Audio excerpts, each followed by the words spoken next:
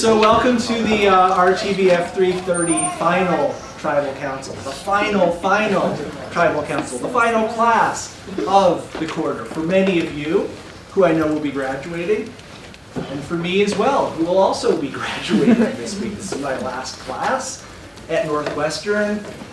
And so I thought, what better way to go out than by bringing in a true Survivor legend, someone who's played the game in its second season and its second to most recent season, the man over here, Mike Skupin. So first of all,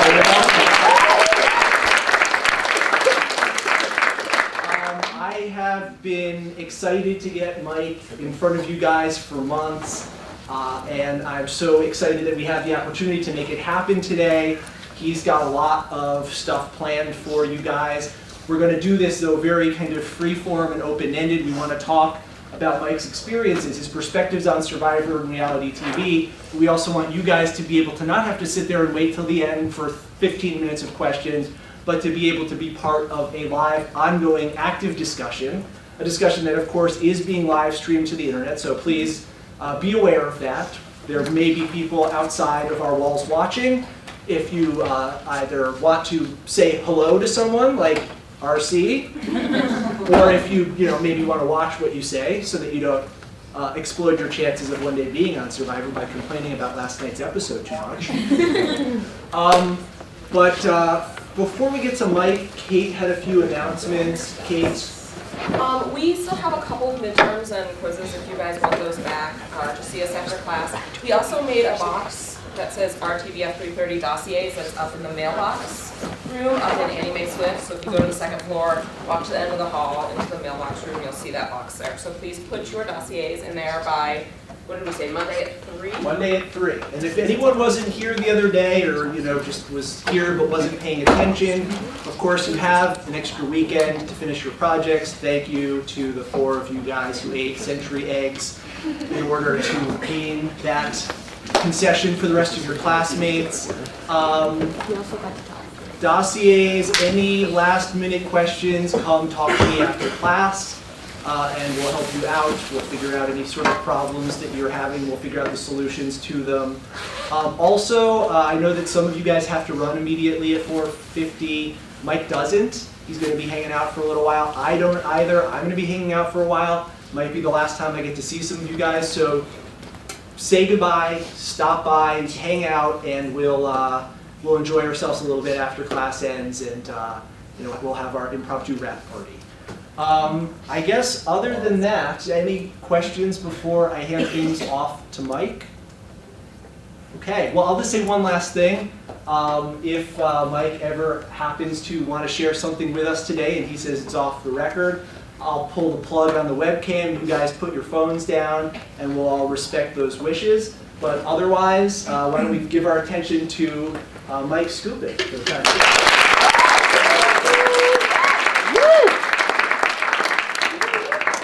Save your applause to the end, because what if I'm really bad? So I am, think about this. 12 years ago when I did Survivor Australia, way at the very beginning, we did not have Twitter, we did not have Facebook, we did not have text messaging. And I don't even know if any of you were even alive before or even have the thought. So I'm now on 3 Facebook pages and my 2 Twitter accounts with what we're doing today. So all good. So yeah, like Max said, do you guys call him Dawson? I said people call you Dawson. I just call you Max. I don't even know. All right. Stop me, because you guys are gonna have a million questions. You guys are gonna look at me funny. Things that you thought were true about reality TV, you're gonna find out aren't. Things that you thought were not true, you're gonna find out are true. I'm gonna try and stay away from a little bit of the production end and kind of get into the deep, psychological end. Last night was a really good example of that. We've all felt that way to a certain degree. So don't let Brandon be the only one that, he just went a little bit further than we all go. A couple things about Survivor is, when I got on this, when we applied for this show, they were 3 episodes into the first season. So this was the summer of 2000 when this happened. Nobody had done an appearance, nobody had done an event, a speech, an interview. They didn't have blogs back then, they didn't have any of this stuff. So when we applied for it, we really truly applied for the adventure.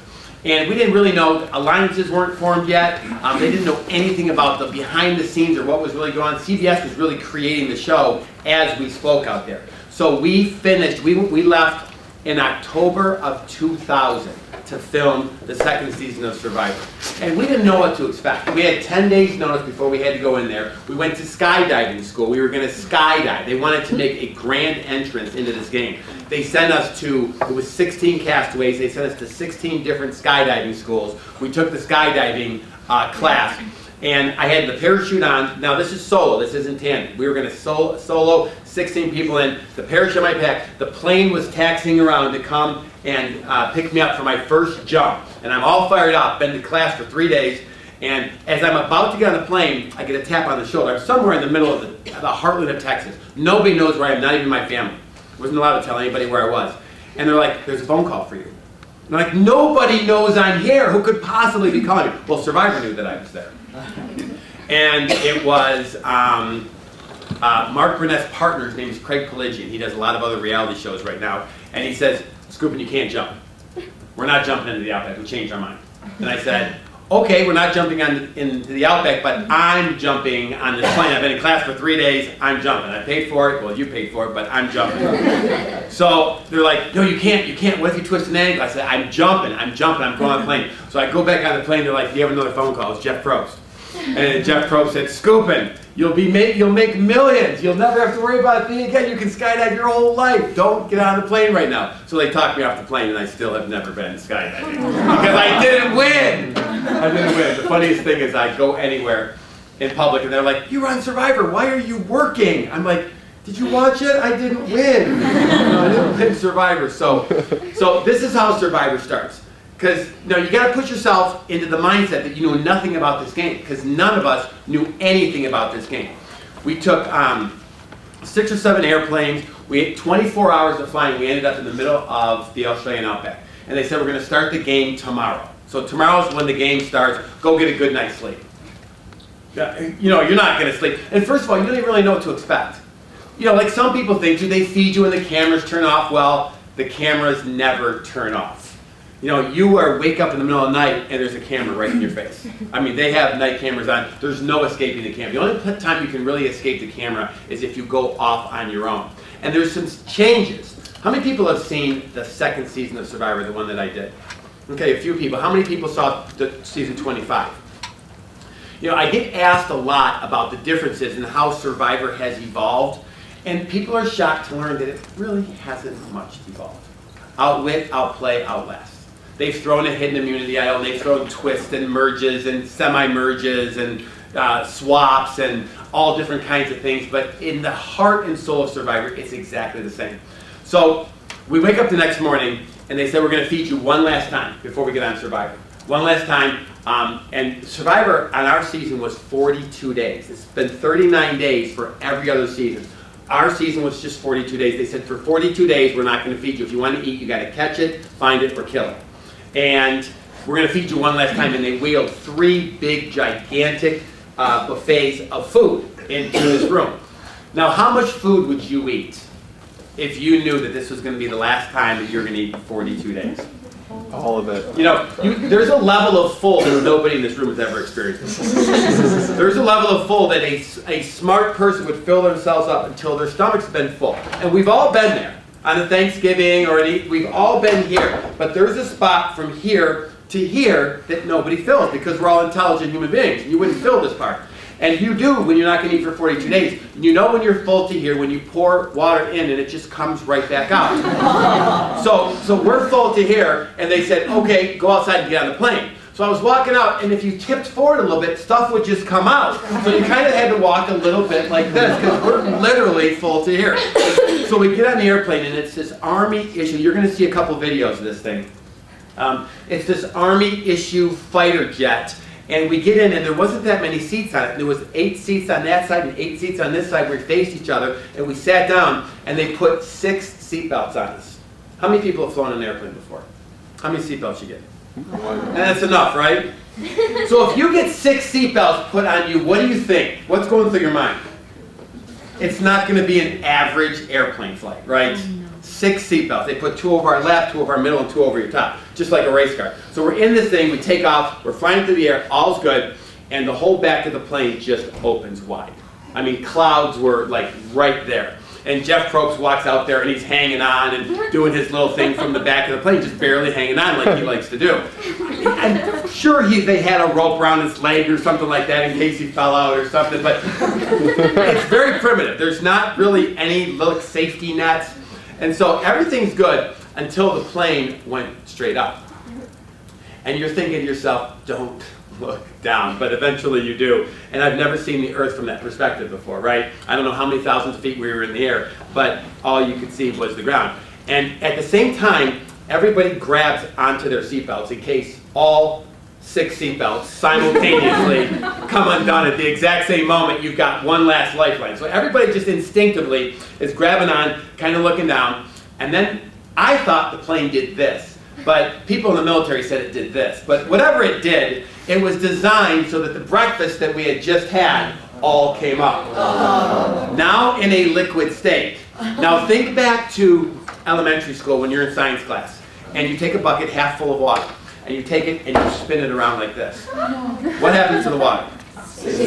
Right, there's some scientific, come on college students, what's the scientific principle that is enforced? Centripetal force. Centrifugal force, okay, centrifugal force. So as many times as you spin this bucket, the water stays suspended. Well, if you can imagine, if the plane does the same thing, that same scientific principle is going to be applied. So our breakfast, as we were spinning, now in a liquid state, came up but stayed suspended in midair. Like you could see what everybody had just had for breakfast that morning. Until the plane right-sides itself back out, and centrifugal force is no longer a factor, and that breakfast just shoots in any different direction it wants. Now the first thing you get hit with is your own, because it's closest to you, it's like right there. Getting hit with your own breakfast, it's not so bad, right? I mean, we've all been through that once or twice, right?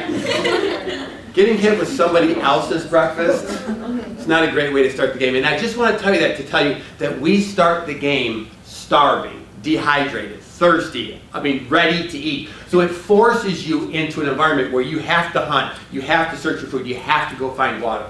And today it's a little bit different because there are these tropical islands with salt water that you can't drink. But we had to truly forage for our own water. Today they build a well somewhere, and it's a long walk. It could be a half-mile walk up a hill, and you have little tiny bottles that you have to fill. So it's a task to go get water constantly out there, which is why so many people get dehydrated, which was, I think, Shamar's real reason for laying in the shelter the whole time. He wasn't hydrated enough. I mean, he's a 300-pound guy, and he probably needs a little bit more hydration than most people. So that's where his decline began. So here we are in the Australian Outback, not sure what to do, not even having any idea. And are we on live with this? Let's choose that over. That's not affecting this? No. Okay. Separate. Cool. Yeah. So I brought some video clips of the show for those of you that didn't see, and I've got some homemade stuff, and I've got some video that has never, ever, ever before been seen anywhere. It's going to give you a behind-the-scenes look at Survivor from a perspective that only people on cast and crew have ever seen before. So, Which chapter? do me a favor and play the intro real quick. This is a 1-minute intro of, our experience on Survivor. Can we kill this row of lights right here? It's over on that side. If you can actually, the second, I think. Beautiful, you're on it.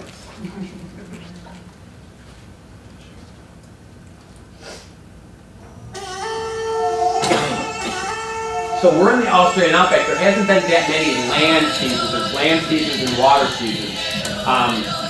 Max, you can help me with this. Amazon was a land season. The Outback was a land season. Tocantins, Africa, China. anything else? Sure, the internet will let us know if we missed anything. So probably 4 out of 2016 has been a land season. It's a very different environment.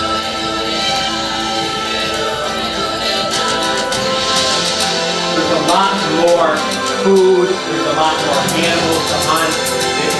There's no coconuts, there's no palm trees. we fish in a freshwater river instead of a saltwater ocean.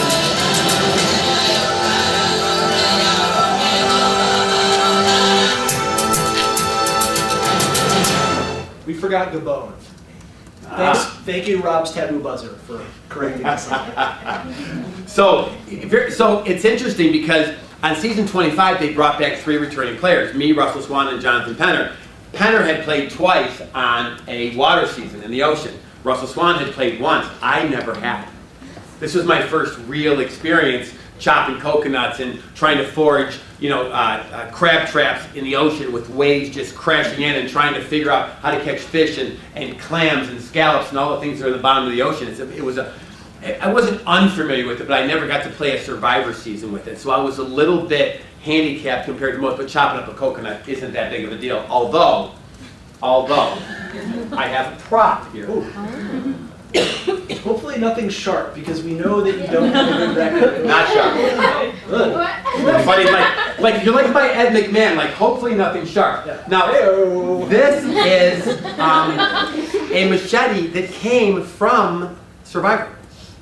Like, this was, and I'm not going to tell you how, but this is the machete that we use right here. This is it. And you guys can come up and, right now it's really dull. And it's really dull because we use it. And Jeff Kent, fortunately, because when he was chopping the coconut, he hit his hand right there. And if this was sharp, his finger would have been totally gone. Because you hit a coconut as hard as you can to bust it open. Jeff Kent, right there, he had a Band-Aid around his finger, but yeah, he hit his finger right here. So this is the actual machete that you see them using. This is the size shape. This is actually it right here. So. Anybody first aid certified? I know that you know.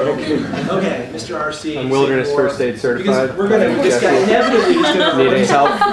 And if I see blood, I might. Yeah, the odds are high. The odds are high. The odds are definitely high that we're gonna see. So, do me a favor and. What's interesting is the wardrobe today is very different than what it used to be. We got to wear almost whatever we wanted. It couldn't have logos on it, but you could wear just about anything. And a friend of mine made me a shirt when I played on the Australian Outback, and it was a yellow shirt with a rhino, which was our shirt. And this was my shirt that I wore in the Australian Outback. So when you see me, you're going to see me wearing this shirt because we only got one shirt, and this was the shirt. That was it. So, so I was talking to Max, and he goes, "Where's the rhino shirt? Where's the rhino shirt?" So this isn't the actual rhino shirt, because if this was the actual rhino shirt, what would it be covered in? Dirt. Blood. Yeah. Blood. I bled everywhere. I bled from every part of my body. So my shirt, the actual shirt that I had, which I couldn't find as I was coming here, is actually just covered in blood. So you have to do. How many people have done an application video in here? Right? Most of you? Did you have to do a Survivor application video? A few people did for the Hidden Immunity Idol Hunt, but not that many. Yeah. Okay. So on the application video, you have to get really creative. So I'm just going to play this 1.5 minute play the remix, if you would. And these are application videos that people do because people try to get really creative to get on Survivor. So here's a couple that I pulled out of the archives.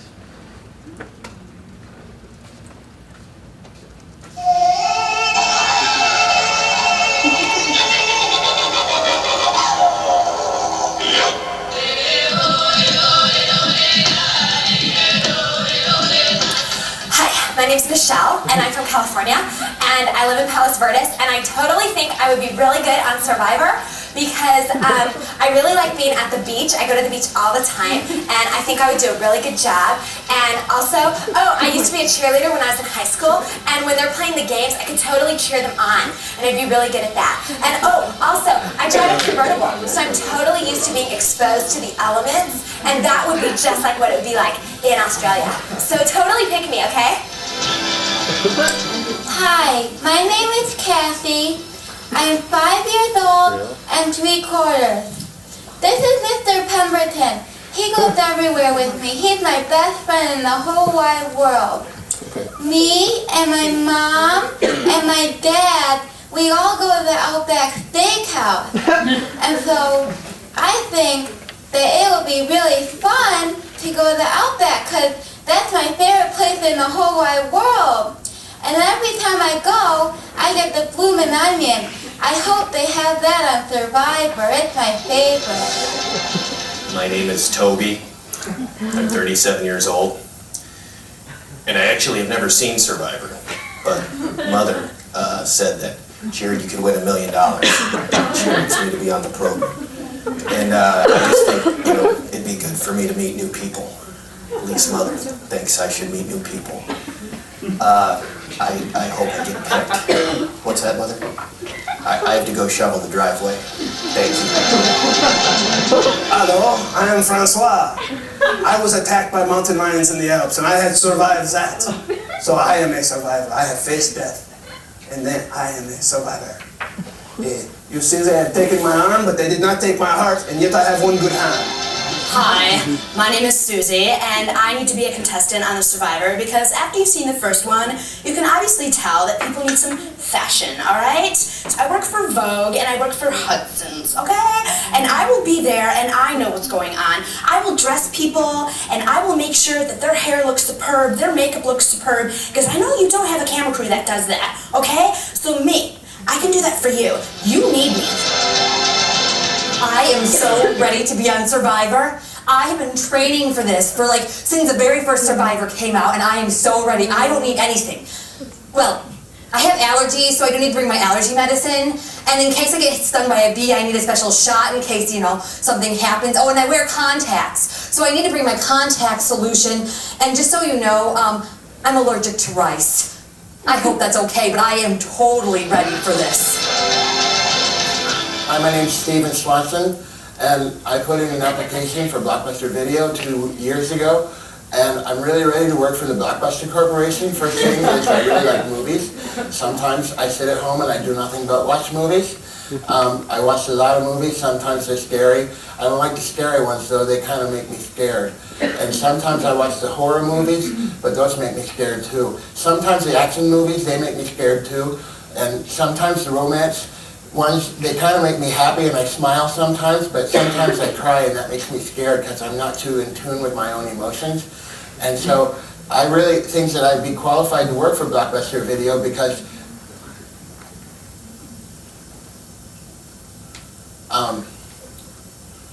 no, I don't want to be on Survivor.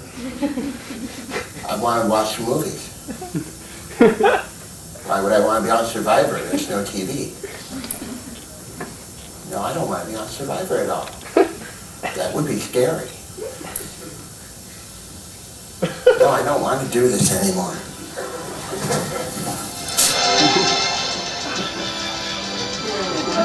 You've got to be kidding. I sure hope I'm not in their tribe. So we get out there in the Australian Outback, and it was, I think, the only cold season too. The only cold season because we got to bring a hat and winter gloves and a coat, and because it got 35, 36, 37 degrees at night. It was really cold in the Australian Outback, as typical of a desert environment. We went the whole first day, found nothing to eat. The whole second day, it was raining, we couldn't start a fire. We sort of built a little bit of a shelter. We didn't get tarps back then. We got nothing. And so we get to the third day, and they had given us a little bit of survival training about the crocodiles. There was crocodiles that actually swam in the river. He said, don't worry about the freshies. The freshies aren't normally aggressive towards humans. Now, there's the saltwater crocodiles and the freshwater crocodiles. And I'm like, what if one's having a bad day? You know, I mean, you don't know because you get to the river and you see the crocodiles right in there. And he said, don't worry, splash and make a lot of noise and you'll see them swim away. But instead, they just go under. And you're like, did they just go under and they're waiting for us? 9 of the 10 deadliest snakes in the world live in the Australian Outback. I don't know why they all hang out there. But 3 cameramen in the first 3 days all got taken off the island. A camera guy in the Philippines all got taken out. Many times they're walking backwards filming us, so they can't really scan the ground where we're walking. But yeah, poison snake bites take people out of the game all the time. I'm surprised that a contestant hasn't been taken out with this poison snake bite yet. They had these guana lizards that were 6 feet long. And he said when you see one, you're supposed to lay down because when they see a human being, they think you're a tree and they try and climb you. Problem is they have these 8-inch long razor sharp claws, and so if they try to climb you, it can be very painful. So all these different things that you're not used to out there, and this is just the outback life. I mean, you put your hiking boots over to the side, and the snakes want a cool place, and they would crawl right in there. You'd grab your hiking boots, and your shoe would just start wiggling. It was a common part of the everyday, and there was wild boar out there. And we knew that there was wild boar out there because when we finally caught fish, anybody ever caught a fish in here? Yep. And then who's ever cleaned a fish? Yep. Right, you slice the stomach open, you scoop the guts out, and you toss them somewhere. Well, if you're in the middle of the woods, like we were in the middle of the Outback, you just toss them. You don't really put them anywhere. There isn't any garbage cans. Well, the next day, the gut pile was gone. So I'm like, who cleaned up the gut pile? Well, nobody cleans on Survivor, right? It's just not something that you do. So everybody denied it, and then I saw footprints, like leading up to it. And we realized that there was something out there that was eating the gut pile. Well, when that happened, I realized if they're eating the gut pile, we should be eating the gut pile. So we never ever threw out the gut pile anymore. We actually cooked everything that was on the inside of the fish, and we ended up eating it. We did that in the Philippines too with the chicken that we had, and they never really showed it. I showed artists who had never cleaned an animal before. We had a chicken. We cut all the insides out. We cut the eyeballs out. Anything where there was meat on it, we ended up eating. And I brought it back to camp, and everybody kind of looked at me disgusted, and I threw it in the soup. We made soup.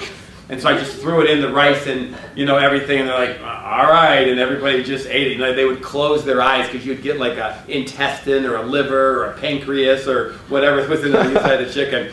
But you're that hungry out there. You really and truly are. And your hunger levels are legendary amongst survivors. I mean, there was a lot of discussion of this in your second season. Skupin's always hungry. Skupin's eating us out of house and home. Skupin's eating handfuls of dry rice.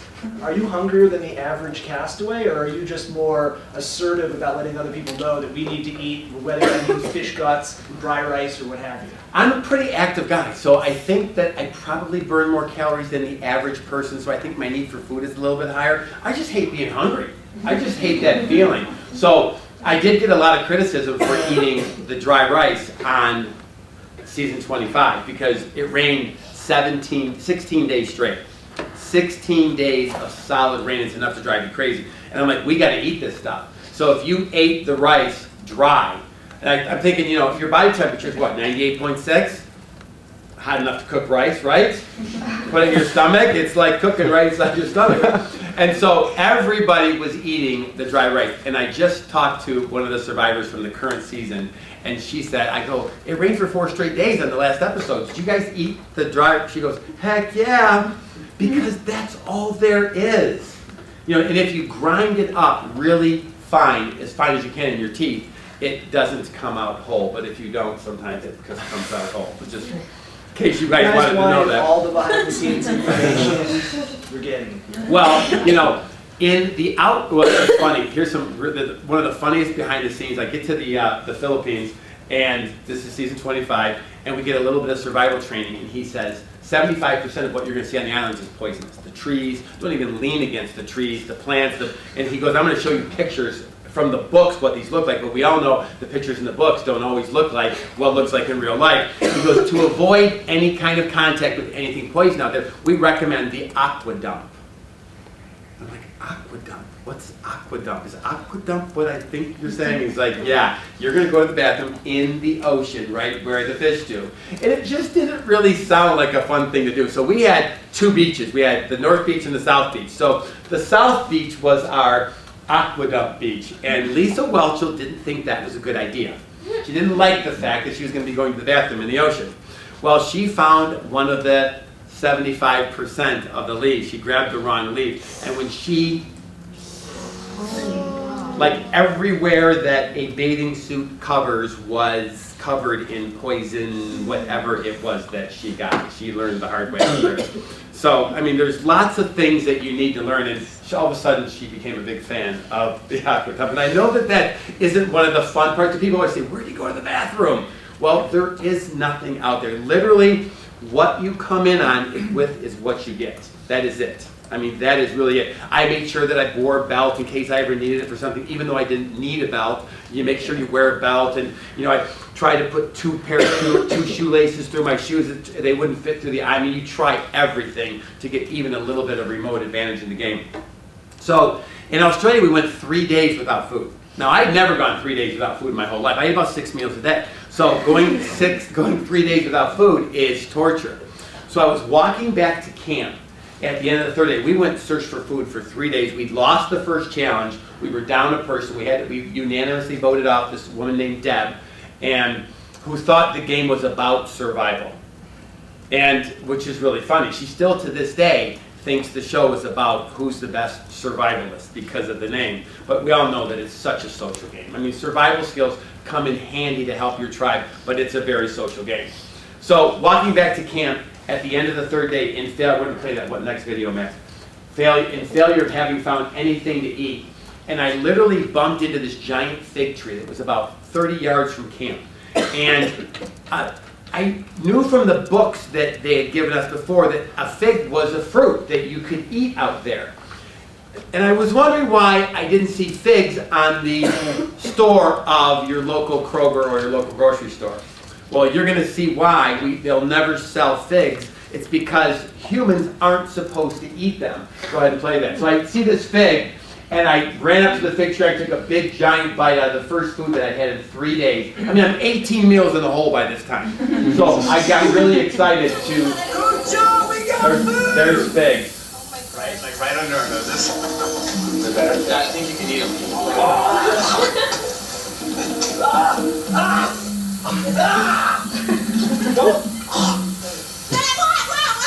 Don't bite into one.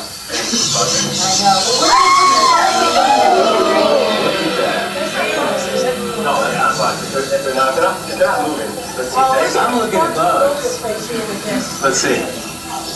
Here's how it's gonna work. One member from each tribe will come up. I'll spin the wheel, and you'll eat what's on here. This is mangrove worm. It lives in little mangrove trees. Usually burrows a small hole in its infancy stage, and then as it grows, the hole gets deeper and deeper and deeper, sort of like a termite. Here we go, guys. 3, 2, 1, you're on.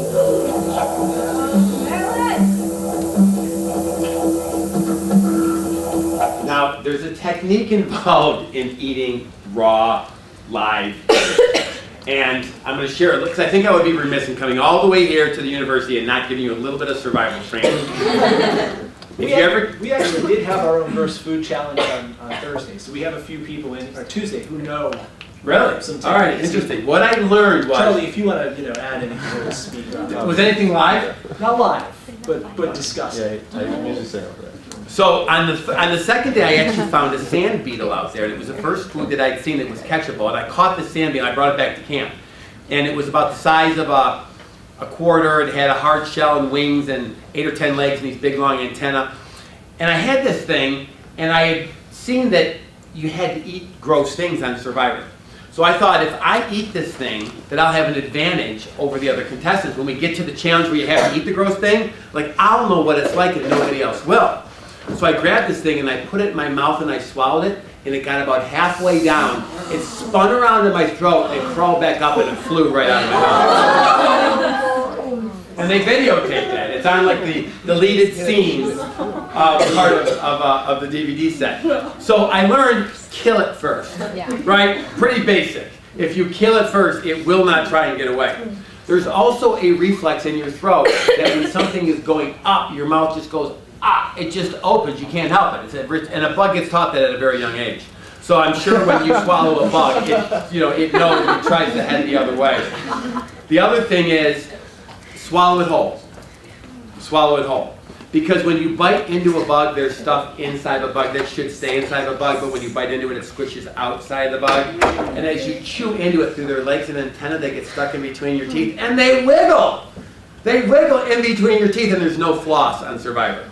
So if you swallow it whole, like you saw me do there, you don't have that experience. So now you guys know how to eat live things. It's a part of Survivor that you don't ever get to see. But they used to do this gross food eating challenge. And how long has it been since they've done a gross food eating challenge? I think we're due for one. It's been a couple of seasons. I think we have one coming up. And the problem is that as you guys sit there on the couch eating a bag of Doritos and drinking a Mountain Dew, we haven't eaten in 3 days. We have not eaten in 3 days. So when we get to the gross food eating challenge, we're like, heck yeah, sweet, we're gonna get fed. When the rats came crawling into the shelter on season 26 right now, I'm thinking it's breakfast in bed. And these people are running and screaming. I mean, I'm telling you, you'll eat anything out there. Stuff you wash up on shore, we would eat it. I mean, you can't even believe the things that we ate and everything. I caught a stingray out there, and this thing is just flopping on the end of the spear, and its tail is just trying to, and I didn't know if that tail shoots or not. like the theory of the porcupine. Does the porcupine shoot a needle, or is it just... It's quills. It doesn't shoot. See, I didn't study it either. So this tail is going around like this, and they're like, it's going to shoot you. It shot Steve Irwin, right? So I got this stingray on here, and its tail is just going like this, and I'm like trying to avoid it from, well, it doesn't shoot, I don't think. It never shot anyway. And to kill a stingray, so the producer's like, how are you going to kill that thing? What are you going to do? I'm like, I don't know. And we had a pot of fresh water that we had just gotten out of the well that's a half mile away, and I dropped it into the freshwater pot, and it died instantly. It's a saltwater animal, it just died instantly. You know, you just figure it out. And we ate everything except for that little tail, which I cut off neatly and I nailed to a tree with a sharp stick that I whittled down to make a nail. And I meant to grab it right before I left, and I forgot it. So right now, they're not on the beach that we were. I keep looking because we're in the Philippines again, right? It's back-to-back seasons, and the fans are on the beach that we were on, that the Kucha tribe was on out there. So it's interesting to see this. My home is right there. I got to ask a question that takes us all the way back to the start of the story. Were you watching the first season? You mentioned that you were being cast for Australia only after a few episodes had aired of the first season. Were you a big fan? Were you looking for a chance for some outdoor adventure? Were you looking to be a TV star? What got you to apply? My kids watched it. Okay. So I came home from work one day and my kids said, Dad, there's this really cool TV show called Survivor. We want you to be on. We think you'd be perfect. I'm like, well, what's it about? And they're like, oh, it's this cool show. You get to sleep in the dirt and you get to eat bugs. And, you know, they went on to tell me about Survivor. And it didn't sound like fun. Until they said, Dad, the winner gets $1 million. So it wasn't TV and it was, I guess it was partly the adventure in that you get $1 million, I can survive as much as anybody. So I'm one of the people that thought it was about Survivor. So when I went to the first interview, I did a quick audition tape and sent it in. Still never saw the show. And everything I said was wrong. Like nothing that I said was what the show was all about. And they called me back and they said, you've never seen the show, have you? I'm like, no. They're like, well, we want to bring you to the next level of interview, but you got to watch the show because we're going to ask you some questions. So, you know, I had to fill out a questionnaire that said, who are you most like from the first season? And I'm like, sorry, I've never seen the show. And they're like, you know, when they reacted this way, how would you? And I'm like, and so I had to answer 3 different times. Sorry, I've never seen the show. And it got to this part on the application that said, if you were president, what would you change about this world? And I said, the length of this application. That's what I said. And I thought it was, I didn't think there was any possibility that I would get chosen for Survivor. 66,000 people sent in videotapes. And for some reason, you know, like it's the people that fail the psychological test, I was probably one of the failures because they only take the failures, right? Yeah, that's your theory, not mine, right? So as we're going through this, I realized quickly that the leadership role that in real life that's so attractive is potentially unattractive on Survivor. Go ahead and run that next videotape about the fish. Oh, you know what? Play Africa. This is great. Mark Burnett wrote a book. Everybody knows who Mark Burnett is, right? Mm-hmm. Mark Burnett wrote a book, and he said that he marvels at the human psyche that the same mistakes that people made on season 1 to get them voted off unanimously at the very first tribal council are the same mistakes that the person made to get them voted off unanimously on season 2 and season 3 and season 4. Like here we are in 26 seasons of Survivor, and people are still making the same mistakes that they made all the way back to season 1. Let me tell you what happens before you leave for Survivor. And you guys can imagine. So you're about to leave for about 2 months, about 60 days. And you know that you're not going to have any communication. You get to LA and they snatch your cell phone from you. You know, your heart starts to beat differently when you don't have your cell phone.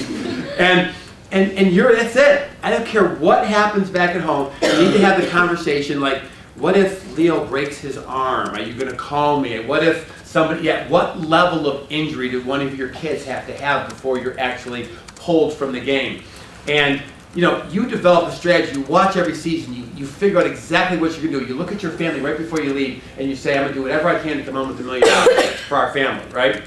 So you're all prepared to play this game, yet on the very first episode, every season, someone's doing something wrong that they did on the very first season. How is that possible? How is it possible? So here we are, season 3 in Africa.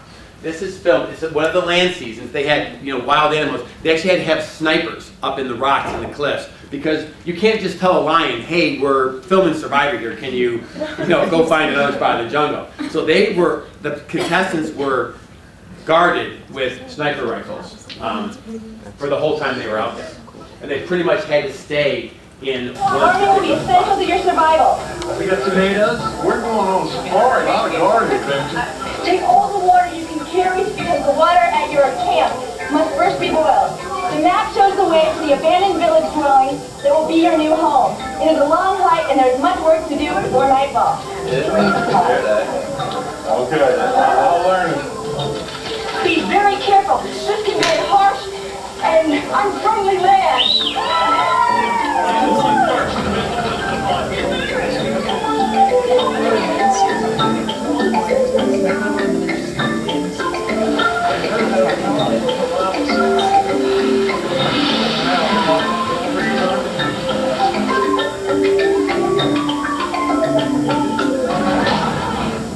I think to carry that much water across our gourds field is just a huge amount of weight. We have enough water for all day. Do we just stop that in our tables? Yeah, I would empty it out. Are you kidding me? And we took 2 of them and dumped them out because they were just too heavy to carry. We would have had to sacrifice the canned goods and a lot of the other things that we thought we couldn't replace. And we figured we ultimately would get a source of water. All right, you good? You're in Africa. There's animals everywhere. You can't take a step without seeing an animal. And it's what do we know about Africa, right? It's a desert, right, for most of it, and it's pretty dry, or maybe the driest place in the world. And you would dump out your water. You know, so don't think that there's an intelligence test before you get on Survivor, and they all agree. So they did find a small body of water eventually when they got out there, but there was just one little body of water. Well, unfortunately, the survivors had to share it with the other creatures out there, the animals, right? So the animals used this water for drinking too, which the survivors did also. The animals also used it for bathing, as the survivors did also, because there was just one. The animals don't leave the bathroom area to go to the bathroom when they have to go. So it was also the animals' outhouse. And that's the water, the only water source that they had out there. And Lex had 67, came in with 67 parasites in him from drinking the water out there. And I think he still has some. And this is 12 years later. So, I mean, Survivor is as real as it gets in every decision, every word you say, every action, who you sit next to, when you come back with water, who you offer water to first, who you sleep next to. I mean, what order you walk to tribal council, what order you walk, that you stand on the mats at the challenges, everything matters. Everybody is thinking everything you do is strategy, and so you have to be, and some people just don't get it. And that's why I believe the favorites are dominating the fans this game, because you kind of have this deer in your headlights look, and I wrote about it in my blog last week, that the fans keep wearing their tennis shoes for all the water challenges. Now, has anybody ever been in a wet, soggy pair of tennis shoes? Imagine competing with socks and shoes on in a racing challenge going through the water. It just doesn't translate. It doesn't translate well. And it's part of the reason, you know, one of the bigger reasons. And the favorites were screaming, get your shoes up, not to the fans, but to each other. And you're not that far apart, you know, in most cases. So, you know, the fans just weren't not only catching on, but they weren't even watching the favorites to see what things that they could learn during some of the challenges, and they're just, you know, falling asleep there. So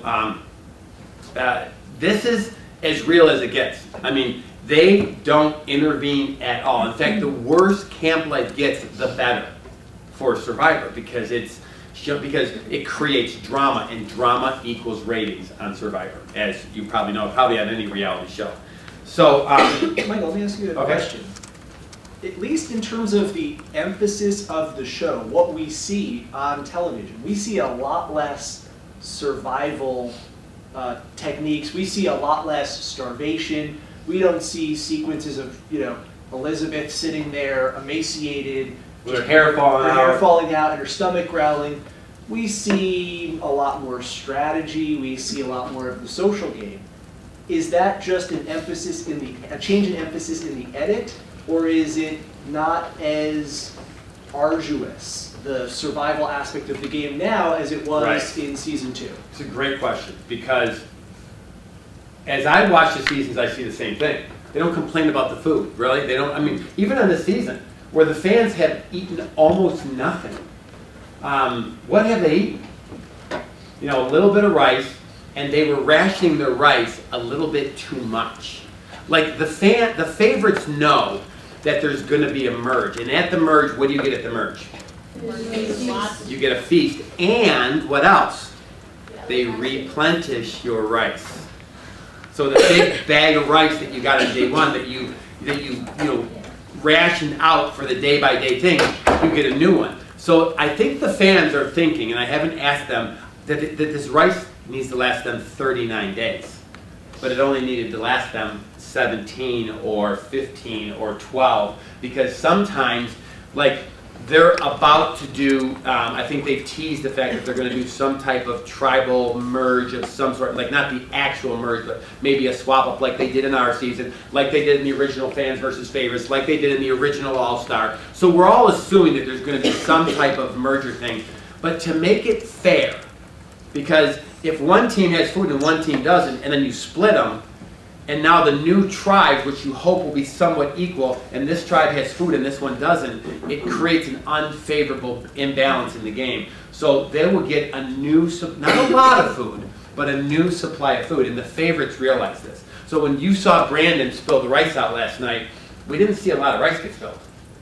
I mean, if that rice on day 13 needed to last them another 7 or 8 days, there wasn't enough food there. Brandon spilled out beans, but I mean, how much beans did you see him spill out? There really wasn't that many. So the favorites are eating twice as much food as the fans are, because they realize that there's going to be a replenishment. So when I get out there, I ask the producers, I say, why am I suffering so much out here in the Philippines? Like, I'm not seeing the level of starvation that we had back in the Australian Outback. I'm not seeing it. Why did you decide to bring the suffering back because I'm the food guy and I was always whining about food? And they said, no, it's like this every season. We just don't focus on it anymore. It's like this every season. I mean, I lost 40 pounds in 40 days. I mean, you lose about a pound a day out there. I mean, it's ridiculous. I mean, the level, and it's not the hunger, because you guys experience hunger at multiple times a day. And what you do when you experience hunger is you eat. So experiencing hunger is no big deal. It's really no big deal. Experiencing extreme hunger is no big deal. We all experience that. There's people that are in this classroom hungry right now thinking about what they're going to eat as soon as you leave here. I'm one of them. It's fatigue. It's fatigue. It is a ridiculous level of fatigue, and it's almost impossible to compete sometimes with the level of fatigue that you get from not eating. So they brought back, and they have coconuts out there. There is coconuts. But in our survival training, they said don't eat too much coconut because you'll get cocoa butt. And I said, what's cocoa butt? Is that like aqua dump? Sorry for all the stories that have to do with that part, but it's a diuretic. And our bodies, our systems aren't used to it. And it's not the meat of the coconut, it's what they call milk, but it's really water. It's clear. I don't know if anybody, you probably had it, it's clear. But that's what causes this. And our good friend Malcolm got the first case of cocoa butt in the Philippines.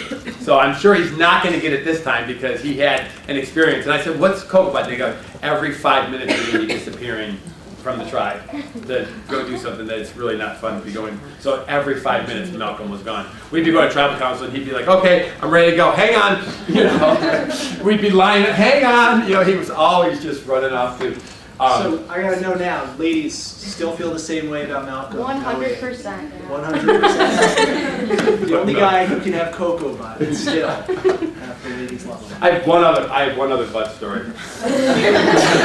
One of my favorites. So in the Philippines, there was a reward challenge, probably on day 34, with a whale watching excursion, where we went to watch the whale sharks. Oh, when you had your high fructose corn syrup. When I had my high fructose corn syrup, and I headbutted a whale shark. Well, a whale shark headbutted me. I was actually in the mouth of a whale shark. Well, I was actually on the mouth of a whale shark. Like his mouth was closed, and then he rear-ended me. So I'm like this onto a whale shark. Like if he had his mouth open, I was Jonah, for sure. But he had his mouth closed at the time. So Malcolm was loving it. Malcolm said, I wish that could have been one less member out there of the, It's funny how you think that. Half of you is thinking, I feel bad for Brandon, and the other half of your brain is saying, sweet, it's not me tonight. So I mean, it's as troubled as they all looked last night when Brandon left. The other half of their brain was like, I made another 3 years, especially the fans. But right before we get to the challenge, because there aren't bathrooms, you can't prepare for this, and it's a long process to get. In the Philippines, it's about an hour-long boat ride to get to the challenges. So Survivor rented like 20 different islands. We were on one island, Matsing was on another island, and Calabao was on another island. And then every challenge seems like it's on a different island. So they just kick all the locals off of these islands. They pay them a lot, whatever it costs to kick a local off their island. We're like, we want your island for 6 months, and they just own these islands. So you figure an hour-long boat ride and production and all the things that go on. And right as the challenge is about to start, I'm like, I gotta go to the bathroom. And I didn't have to pee. And Denise goes, I gotta go to the bathroom. Well, there was one spot that was about maybe twice as far as that door away from the challenge. It wasn't that far. They're like, it's right there, go now, that's it, or don't go. So I'm like, all you can do is just squat down in the sand, and Denise was right there next to me, doing the same thing that I was doing. And our hips touched. Like, that's how close we were. And we just looked at each other. We still talk about this to this day. That was, like, I haven't done that with my brother. But I had to do that with Denise. And there's no toilet paper either. I mean, that's real Survivor. That's real life. That really happens. And we just kind of looked at each other and chuckled and, ran to the ocean real quick and then went back and did the challenge. So that stuff really happens. It's just Survivor. So maybe questions from you guys about these aspects of Survivor. Mike's got a much longer story to tell us about how he came to be playing a second time, well, how his first season ended. We have to address that. But for those of you who are hearing about some of these details about day-to-day life in camp on the island for the first time, or even for those of you who know this stuff already, any questions about what it's like to actually be out there? Say your name too, so Mike can get to know you guys. I'm Dana. Does the crew have a bathroom, or how is their food situation? I'm sure they follow the Screen Actors Guild union policies the same that they would on any show. So it seemed like about every 4-ish hours, a new crew would come and they would get in a boat and they'd be gone. So we never saw what their camp was like. There's 3 rules on Survivor, and only 3 rules. And one is no physical violence, which is why Jeff really kept Brandon away from Philip at the last immunity challenge. You can't conspire to share the prize money. So you can't say, hey, let's me and you take it to the end, whatever happens, let's split it.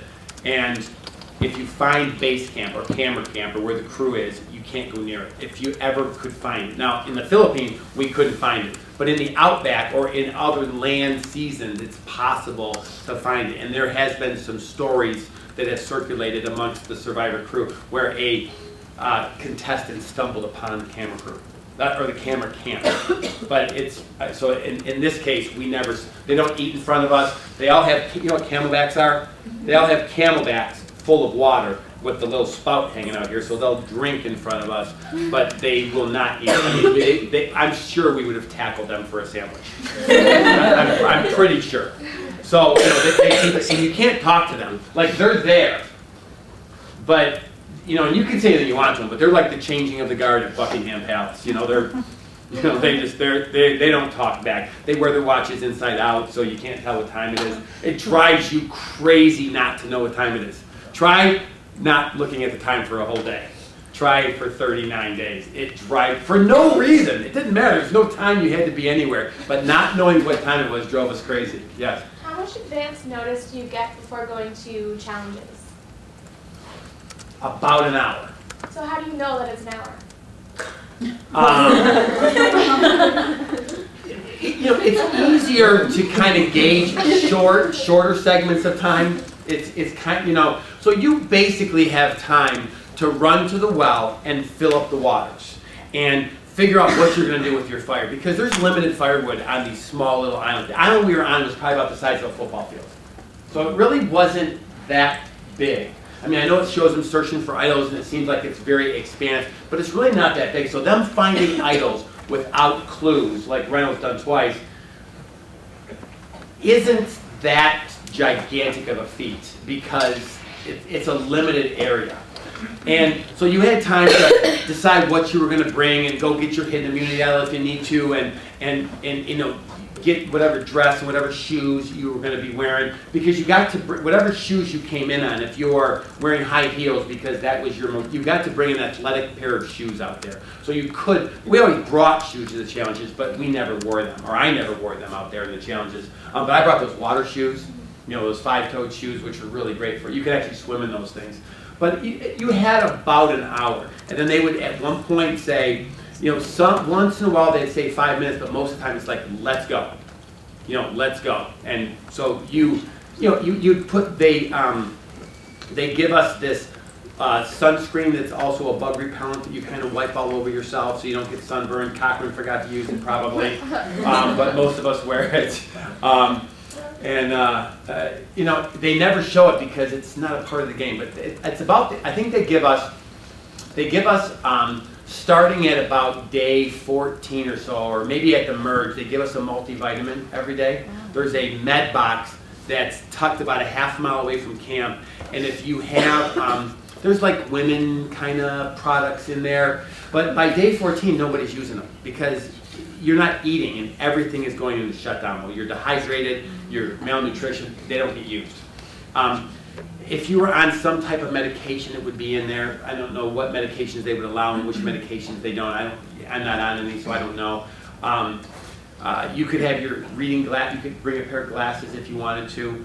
And then they had this. We call it jungle juice because it was just some type of sunscreen and bug repellent. So we put it on in the morning, and you put it on during the day, and you put it on at night. But they never could show you. They never showed it as part of the game. But yeah, about an hour's notice. And then tribal council, when you come back from a challenge, when I did Australia, it used to be a reward challenge one day, an immunity challenge the next day, and tribal council the next day. So you had a whole day and a half to circulate about who you were going to vote off that night and scrambling and all that. Today, I think because they brought 600 people over from the States in the Philippines, 600 crew, and they hired 400 Filipinos. So there was 1,000 people on the crew. It's a $20 million production to do Survivor. It's as much as a full-fledged movie. Because they want to hire people for the challenge, and they want to hire them all for one day. I think it's a budget thing that they do the immunity challenge and tribal council on the same day now. So when you get back to camp, and a couple times they would split, you know, you could kind of see somebody's watch, or there'd be a new crew member that would forget to turn his watch around. So I'm guessing that we had about 4 hours. So when you see us come back from the immunity challenge to the time that we have to leave, you got about 4 hours to start cutting deals. The problem is if you come back and you start cutting deals right away, everybody's watching you.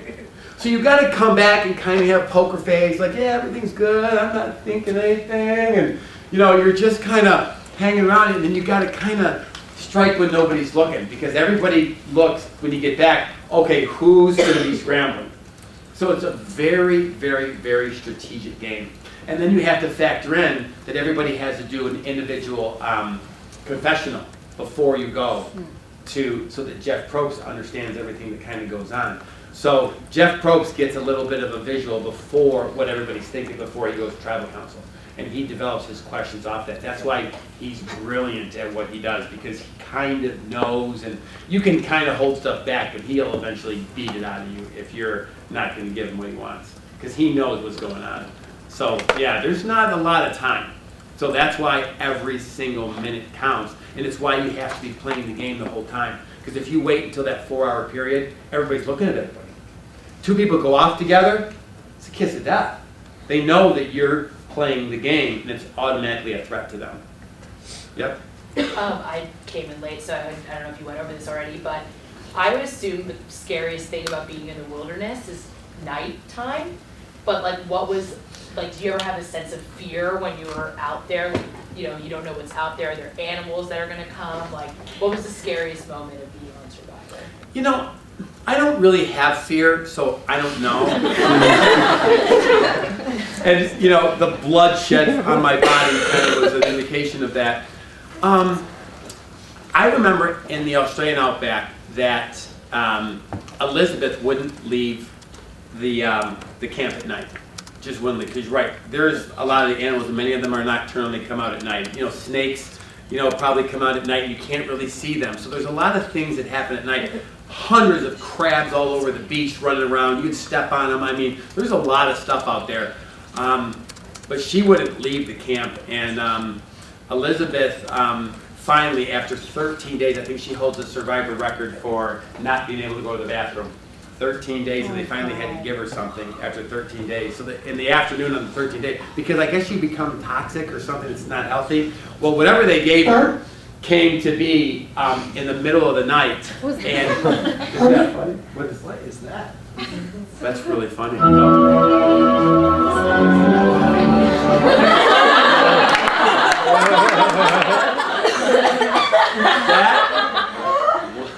That was I had no idea what that was. It was already open. See, somebody from the internet is hacked in, and they're actually creating. I would not be surprised. But I wanted to show you guys, just so we have an indication. I don't know how well you can see that image. It's not an exaggeration to say that this guy was bleeding out of every body part for pretty much most of the time he played this most recent season, and even more famously injured himself pretty catastrophically the first time he played. Yeah, so here a mask shattered in my face, and you know what's interesting, we did this challenge and they gave us a mask and we had to dive down up to 20 feet. So I saw artists dive in mask first, fine. I watched Malcolm dive in mask first, and he had the mask a little high, and it flew off his head and it sunk to the bottom of the ocean, so they lost their mask. Then I saw Pete jump in, and Pete jumped in holding the mask, but he jumped in feet first. But he had to go down 7 or 8 feet. So he had to flip his body around, and he lost all his momentum that you would have from a dive. And I thought, I didn't like that strategy. I'm using the artist and Malcolm method. So I was the fourth one to go, and I dove in mask first, and I opened my eyes in the water, and I couldn't see anything. I'm like, this mask stinks. I can't see anything. And I came up, and all of a sudden I could see air, and I realized that the whole thing had shattered. And I had shards of glass all over my face that had, you know, fortunately I had my eyes closed when I dove in. But I didn't know it had happened because you're all wet and you think it's just water dripping off your face. So afterwards I jump up on the platform and we start to solve this puzzle, and there's just blood dripping all over this puzzle. I'm trying to wipe off the blood so we can see the letters. I'm like, where's all this blood coming from? They're like, your face! It's like, you know, you get really intensely into the challenge. Could you speak about your medevac situation, like what it's like when you get taken away? Yes. Yes. First of all, I will show, when you get a sec, go back to my DVD, Max, and I will, I'll show you the medevac for those of you that didn't see it. So, they didn't even know what a medevac was, right? Reality TV was brand new. If you wanted to watch reality TV... Sorry, I wanted to just... Oh, yeah. Gordon Holmes! Gordon Holmes injury tracker. Didn't want to leave any out. Cut on left hand, scraped forehead, lacerated left foot, sliced finger, shattered goggles. I mean, at one point it looked like you were literally melting. You had like big parts of your shoulder falling off in tribal council. Yeah, you forgot the shoulder one on there. But that kind of is a testament either to you being injury prone or to you putting everything on the line every day, throwing yourself into every challenge. So I mean, maybe you're not playing the game right if you're not bleeding from your head and, you know, Well, okay, missing parts of and your it's a body. good point. Injuries on Survivor. You know, Penner needs surgery on his ankle and his shoulder from Survivor injuries. Abby had ACL reconstruction. Jeff Kent tore his MCL, and he's going to have surgery on it. Lisa's knee, I'm not sure, is even still right. She twisted her knee so bad at one point she limped for 2 or 3 days. Malcolm had a clot taken out of his cap that was the size of a hamster. He wore his bandana, his buff, on his lower calf. You'll see him later on in the game wearing this buff down there. They pulled a huge glob out of this infection out of his leg. Denise got bit with a poisonous animal, which you're going to see later on today, that almost killed her. So, I mean, there's injuries that happen that people still aren't right from. The season before that, some girl shattered her wrist. She had 3 surgeries, and her wrist still isn't right. And there's people that, Lex is still not right from the show, and people still have, mine were just more camera friendly because red liquid was oozing out of my body. An ACL tear doesn't show well on camera. And in fact, it never was shown on camera. We never really heard anything about the fact that on, I think, day 1 or 2, Abby had a blown out knee, right? We're really not quite sure where Abby's injury happens. It just never appeared anywhere, and all of a sudden she had a real injury because she, we were fortunate that we could sit Abby out in most of the challenges because her knee was truly, not so much for forward and backward, but any lateral movement, her knee was pretty wasted. So, yeah, we never really saw it happen. It wasn't an instant. We saw Jeff Kent's knee. We see a lot of the injuries that happen. Abby's is still a mystery. Yeah. Still a mystery. Does somebody else have a question? Yes. I had one actually from somebody who was watching via the live stream. Oh, excellent. And that is if you have ever been asked back before the Philippines, and if so, what seasons? And I don't know if you can. Yes, and I'm going to address that in between the 2 seasons. So I'm going to go into the medevac right now, and then I'm going to address that right afterwards. So play. 16? No, before, just real quickly. Yeah, let's just go there. Let's go right to 13. 13, okay. So what happened is on the 17th, what's interesting is episode 6, I got medevac. Episode 6, Penner was medevac. Episode 6, Russell Swan was medevac. Episode 6, Colton was medevac. Shamar was at medevac in 4. Yeah, so there's been so many day 6 medevacs, which is right before the merge, which is killer. They merged the day after. So I had gone out and caught a couple of fish in the morning, and I came back to camp, and I caught a lot of fish out there. And I brought back this fish, and the fire had gone out. Well, in the Outback, it's 100 degrees out there. It's easy to restart the fire. The hot coals were, probably 1.5 foot deep. And all you had to do was stir up the hot coals and put some dried sticks and leaves on the fire. And I was bent over, blowing on the fire, blowing on the hot coals. And when you blow on the hot coals, they glow really bright red and they get hotter, and the leaves and the sticks started smoldering and the smoke started getting thicker and thicker. And we were in a valley and the wind changed directions as I was inhaling, and I inhaled this big thick cloud of smoke. And all I remember is standing up, and that from smoke inhalation, I passed out face first in the middle of this fire. And the last thing I remember is reaching my arms out to break my fall, as you would instinctively do. And the weight of my body just buried my hands deep into the hot embers, and I laid there for about 10 or 15 seconds. Go ahead and play that first scene.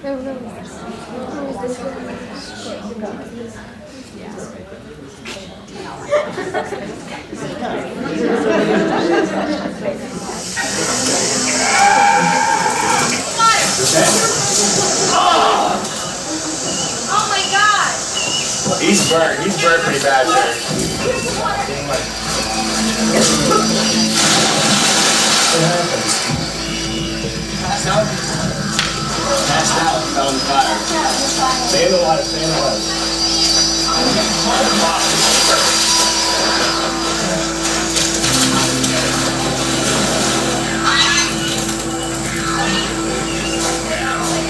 You want me to come in with you, Blake? Is that with you?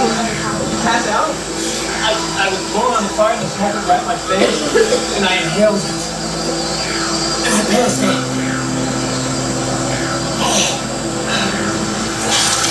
at these things. Keep your hands in the water. I can't decide whether I should keep trying to bend them or not. No, Mike. Hang on. So Just leave them there. Don't get out in the deep in case you pass out. Yeah, I'm nervous is gonna come. Ow! It keeps it tense. I know, Mike. Don't get out in the deep, Mike. Don't get out. Oh, they're stiffening up. You're good. Okay, Mike, you're right now. They're coming right now. Just leave your stuff wherever you are. They're gonna put stuff on there, Mike. You're gonna feel good. They'll wrap it up for you. You're good. Are you bent over, working on the post? Yeah, I remember. All the way over and they start shaking the car and choke it out. I thought he was having a seizure.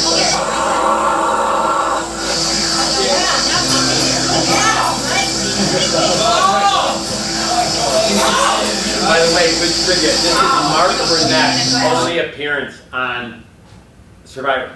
You're going to see Mark Burnett. They're going to put me on a stretcher and they're going to carry me out. And you're going to see a guy in a black hat, a dark black hat. He's the middle guy on the far side of the stretcher, and he's the middle guy carrying the stretcher. You're going to see Mark Burnett on Survivor. Come in. Have a face, thank you.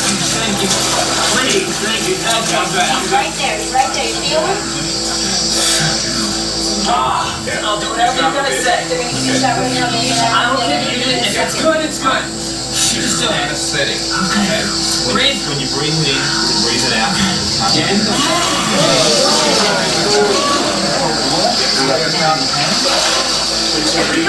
pressing on the start.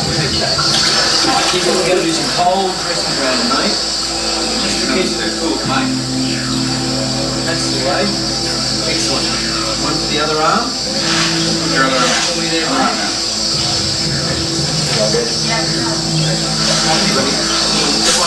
I'll touch the shoulders.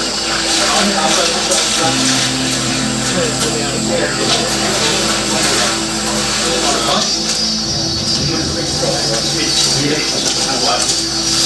Got a bed up here ready to go.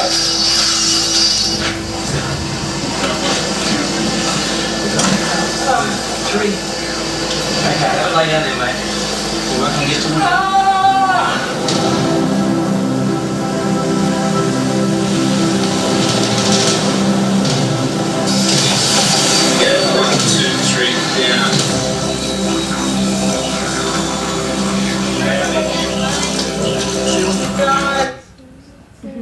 Right there, Mark Burnett. That's Mark. And then you're going to see his ex-partner, Craig Pelagian, who does all the other reality shows that Mark Burnett doesn't do. He probably does 20 or 30 different reality shows right now. It's him and Mark are the two.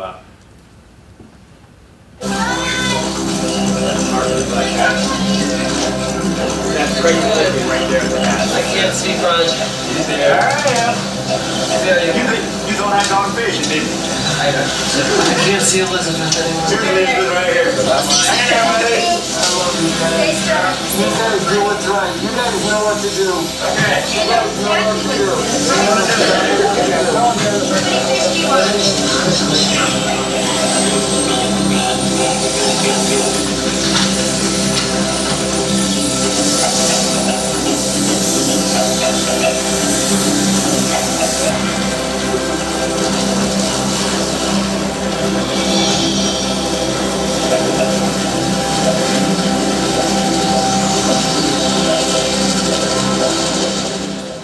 So the headlines were, has reality TV gone too far? You know, someone's going to get hurt, someone's going to get killed on reality TV. It's a pretty big deal. I was a wreck for a long time, so they didn't really know what to do. I actually went to the hospital, and Mark Burnett looked at me and said, we're going to put the game on hold for 24 hours. You get your butt back here in 24 hours, you get back in the game.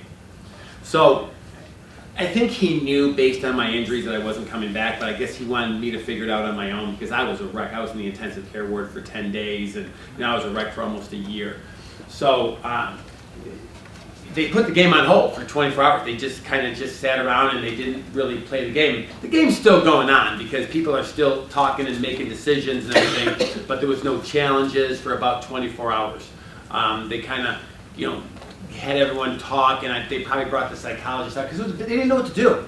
I mean, they're making this up on the fly. This is the first medevac, you know, in the history of reality television. It got voted as the 21st most unexpected moment in the history of television. Like that's the force that reality TV.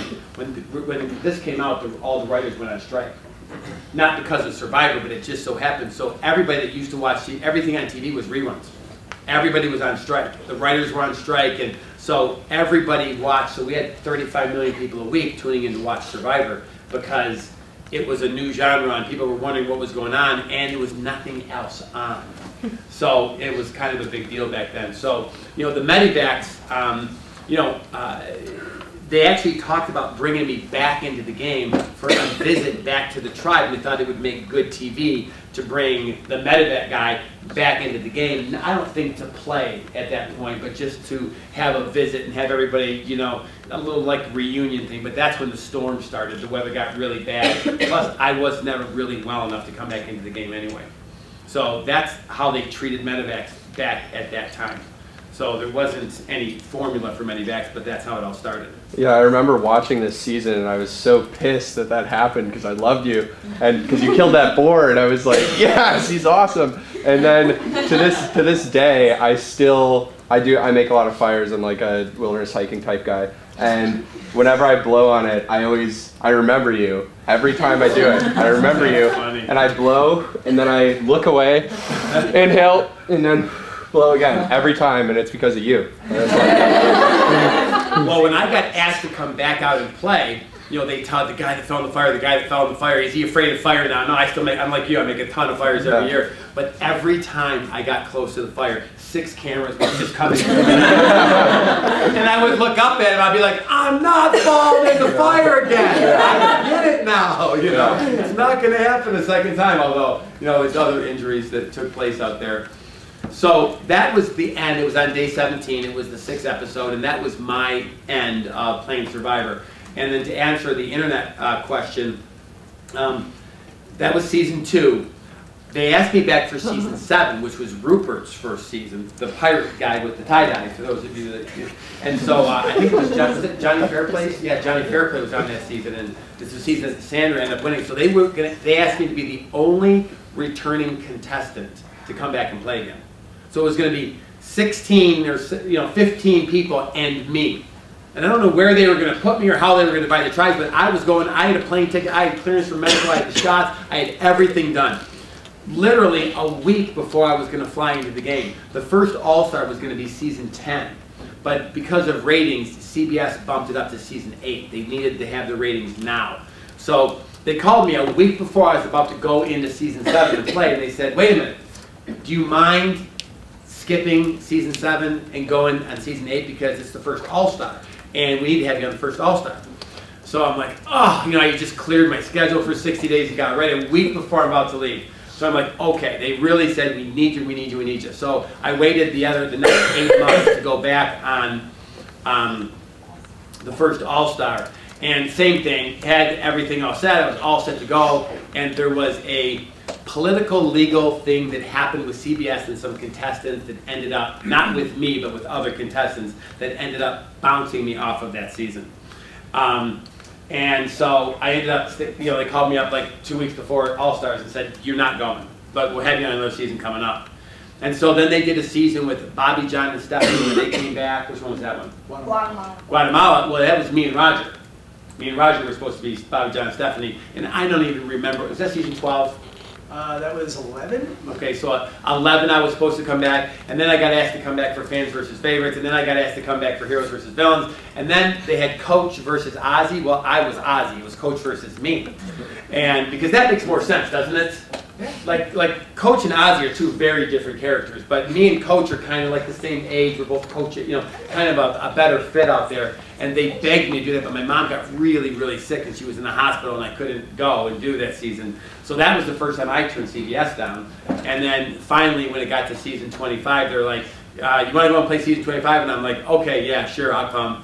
And I hung up the phone. I never even thought about it, because I thought they weren't really serious again. So we're supposed to have wardrobe turned in and all these questionnaires and all this stuff, and I wasn't doing it because I didn't think they were really serious. It got to be about a week before the show, and they called me up screaming at me. like, where's all your stuff? I'm like, what, you guys are serious? Like, I'm really gonna go? So anyways, I never really thought that I was gonna play again until I actually got onto the beach.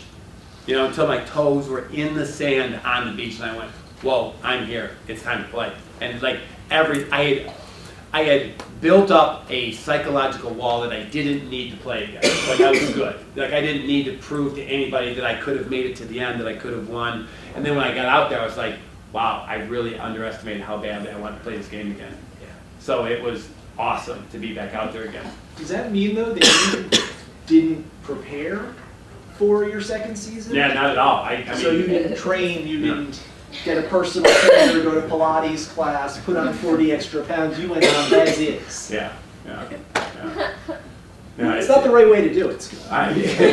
But you know, I kind of live my life the way that Survivor people get trained to get on Survivor anyway.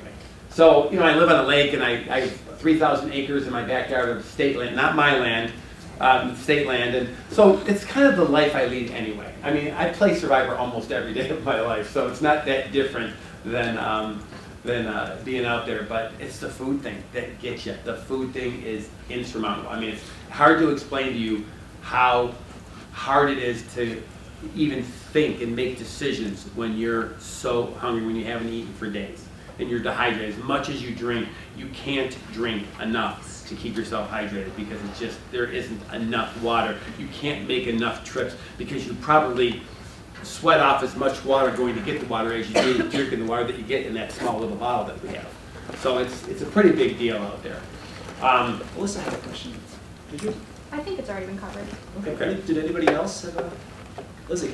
Were you ever prompted to say anything in a confessional? Or did they ever tell you, like, such and such is lying to you or anything like that? It's a really good question, and I would say that Survivor has an integrity, and they all buy into it. The camera crew, the assistants, everybody really buys into the fact that the integrity of the game stays intact. We all think that when one tribe is getting decimated, that Jeff Probst says, oh my gosh, we better do a merge. And they swear that they have it all pre-planned by the day, by the moment, by the challenge. And most of the challenges are set up for a specific amount of people anyway. So it's hard to believe that they would switch things up. And there's never been one syllable leak that Survivor ever, and everything leaks, that Survivor ever did anything other than what they had scripted to do beforehand, challenge by challenge, merge by merge, day by day out there. And I really believe that. So when you do these side confessionals, they'll ask you questions and it will force you to think about things that you never thought about before. So there are questions, because you'd be like, yeah, and Penner went and said this to, and then they're like, well, why did he say that? I can't even imagine why he said that. And all of a sudden you're like, oh. So there's a lot of self-talk that happens. It's almost like your one chance to really introspectively design the game in your mind being away from everybody else.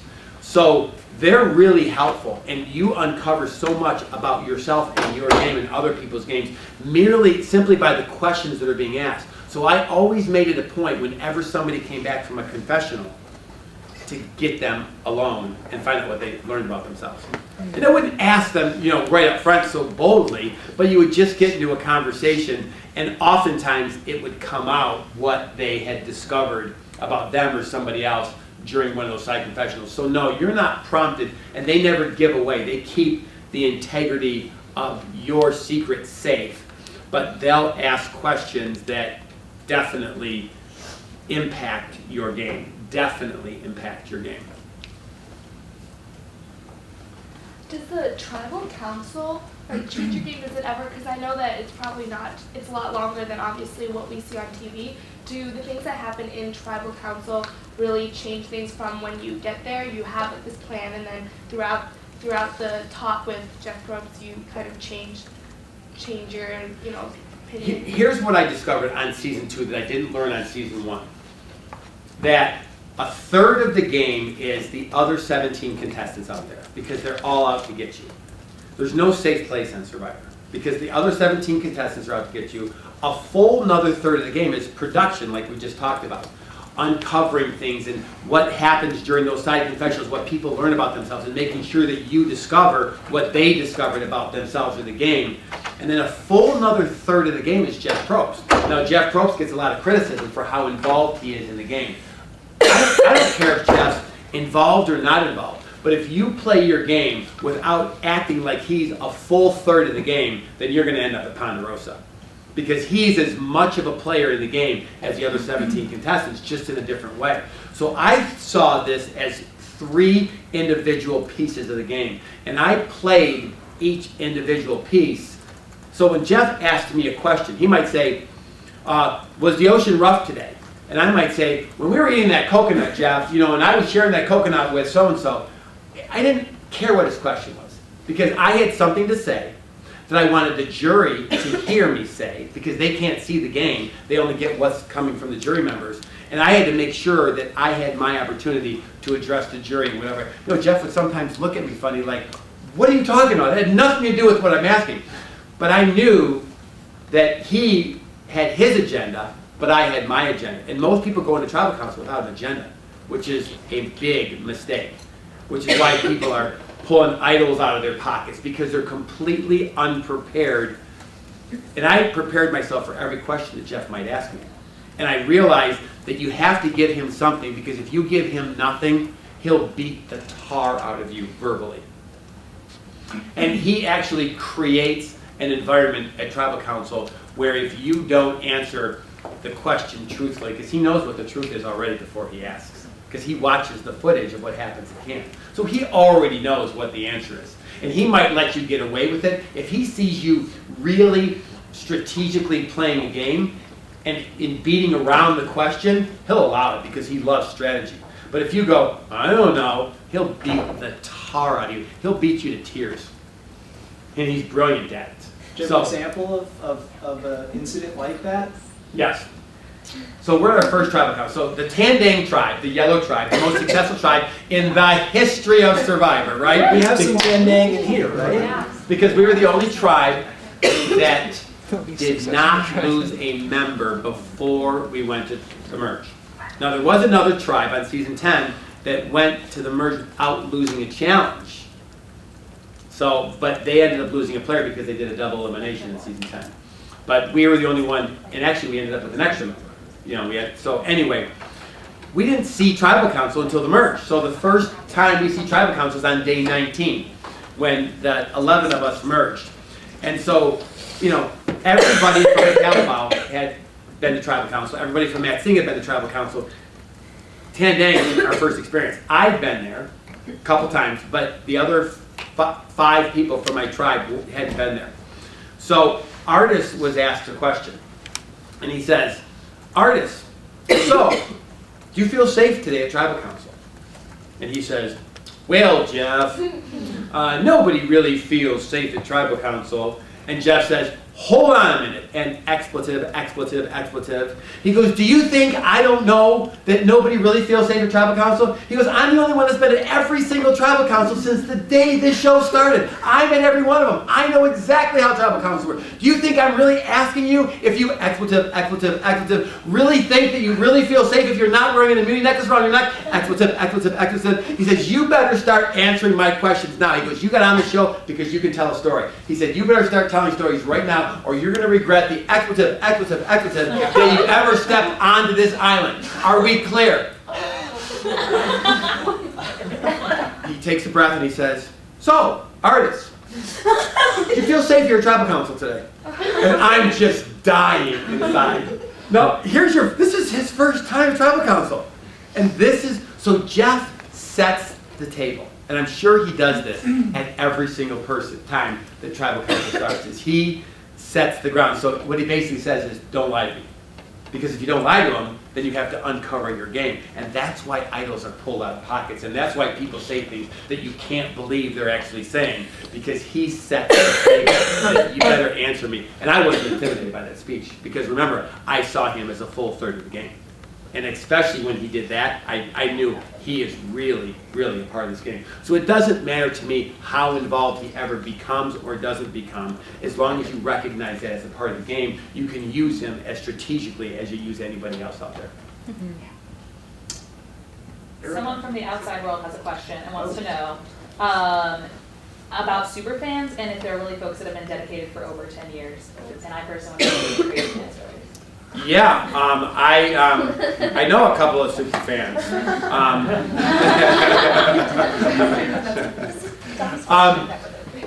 Yeah, I've met people from season 1 that were at the finale, staying there, stalking out the hotels, waiting for the survivors to come out of their dressing room or down to the lobby to pick up a message, and they're there for season 25. 25 seasons later, some of the same people that were there are still there.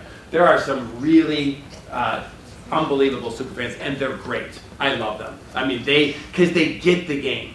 They get the players. They understand what's going on, and they're really fun people to talk to. I mean, talking to Max, when I met Max a few months ago, you know, he's one of those guys that really gets the game. Most of the times when people meet me, they say, "So did it hurt when you fell in the fire?" Really? Really? Where do you go to the bathroom? You know, so you can tell that those aren't super fans. They don't really, and he gets into the real deep psychological human aspect of the game. And it's great, talking to the super fans about the game because they really get it and they'll ask questions that you typically don't see from just watching the show. So yeah, there's a lot of super fans out there that can tell you what season and what person, how many, RC is one. RC from our season could tell you what season, how many people were at the merge, who was in the final 3. She had watched every season twice. And then right before she went and played, she watched every season again a 3rd time. So she was so strategically minded, unfortunately, she could never turn it off. So RC's mistake, and it's why I believe on the season you're seeing right now, the favorites appear not to be playing hard. Because they're not. Because they're not dumb enough to play hard. Because if you're playing hard right now, in a time when you don't need to play, because you're not losing, then you're going to be exposed as a strategist way too early. So it's it can be a mistake not to play hard, but can also be a mistake to play too hard. And that was RC's problem. She never, ever, ever stopped playing. And I loved the strategizing with her. I had a great time talking through things with her, but sometimes I'm like, you gotta stop because you're really becoming a threat to everybody out here by how much strategy that you're talking. So yeah, superfans are great for the game, and they're great for the Twitter feeds and the Facebook feeds and all the different things that we do to banter back and forth with one another, and even the people that call us out on, hey, there's another land season that we forgot, because they have the trivia in their minds, and they really make the whole experience a lot better. So I like taking questions from this Twitter thing. It's really cool. So Rob's Taboo Buzzer has a question that I think is really good. So how about final tribal council? Is Jeff still as demanding as you were saying as he is during regular tribal councils, or is that the jury's turn, or does he put the pressure on? It's a great question. It's a great question. Dave, Rob's Taboo Buzzer is Dave. Superfan. Unbelievable memorabilia collection, the most unbelievable memorabilia collection. If you are following Rob's Taboo Buzzer on Twitter, ask him to put a picture of his. In fact, Dave, put your picture of your memorabilia collection up on Twitter so we can all see it. Final Tribal, Jeff lets it run by itself. Now, I only have one experience at Final Tribal, so he lets the jury run it. He'll give you a few little instructions on there, but he doesn't really become part of it at all. All he does is kind of call the next person up. And if somebody's being really unclear or kind of going off on a tangent, he'll help direct them back because he knows what their questions are. They already told him what his questions are. So he pretty much knows. And he does that because I would imagine, I've never been to Ponderosa, so I don't really know, but if somebody's going to ask the same question, he'll probably tell one of them to ask a different question because you don't want to hear 3 people ask the same question to the contestants on. So I'm sure there's a little bit of that goes on, but he lets it happen organically as it is. And it's pretty brutal and it's very long, and you only see a very shortened version of what happens at Final Tribal. But Jeff, God bless you, Jeff's pretty non-existent at Final Tribal. By that point, the jury really runs the entire show, and there's no rules. I mean, they can be as absolutely brutal and cutting as they want, and you can be as absolutely brutal and cutting back. It's very intimidating thing because you're there, you've prepared your speech, you're all ready to tell them like you should get $1 million, and then they just start ripping you to shreds because you just destroyed their chances of winning $1 million. It's the dynamic of Survivor is brilliant in the fact that you've got a everything's a blindside. You guys understand that every single vote's a blindside. From day 1 to day 39, people say, oh, did you see that blindside last night? Every vote's a blindside. Nobody knows, because if you tell somebody they're going home, they'll completely disrupt your game. They'll completely disrupt your strategy. They'll lie. They'll do anything they can. They'll lie about your kids and what you say about other people's kids and what you say about other people's wives and families. And I mean, wouldn't you do anything? I mean, look what Johnny Fairplay did. The casual fans thought what Johnny Fairplay did by lying about his grandmother dying was the most horrific thing that a person could do. And the people, the super fans, the Survivor players think that's one of the most brilliant moves that we've ever seen in the game. Because you would do anything. I was told, as we were about to vote someone off, that if I voted this person off, that they would go back to Ponderosa and lie, and they would play harder at Ponderosa than they did in the game. They would make sure I never got a vote.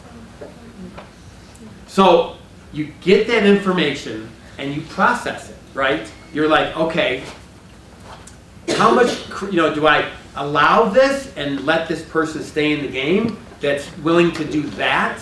Or do I turn this person loose at Tribal Council where my game can be destroyed and I have no control over it? Ponderosa is really the most underestimated part of the game because it's the only part of the game that you can't control. Every other part of the game, you're there and you have at least some control over. Ponderosa, you don't. One bad egg over there can just disrupt everything. So you got to weigh that out. And I thought to myself, I was mad at first. Like, you'd be out of the game and you would, and then I thought, you know what, that's pretty brilliant that they would go to that level to stay in the game. And because I think at that point I realized I would say anything to stay in this game. But I wouldn't go and do it, but I would have said I would at least put the threat out there. So yeah, it's a pretty big deal, in any situation out there.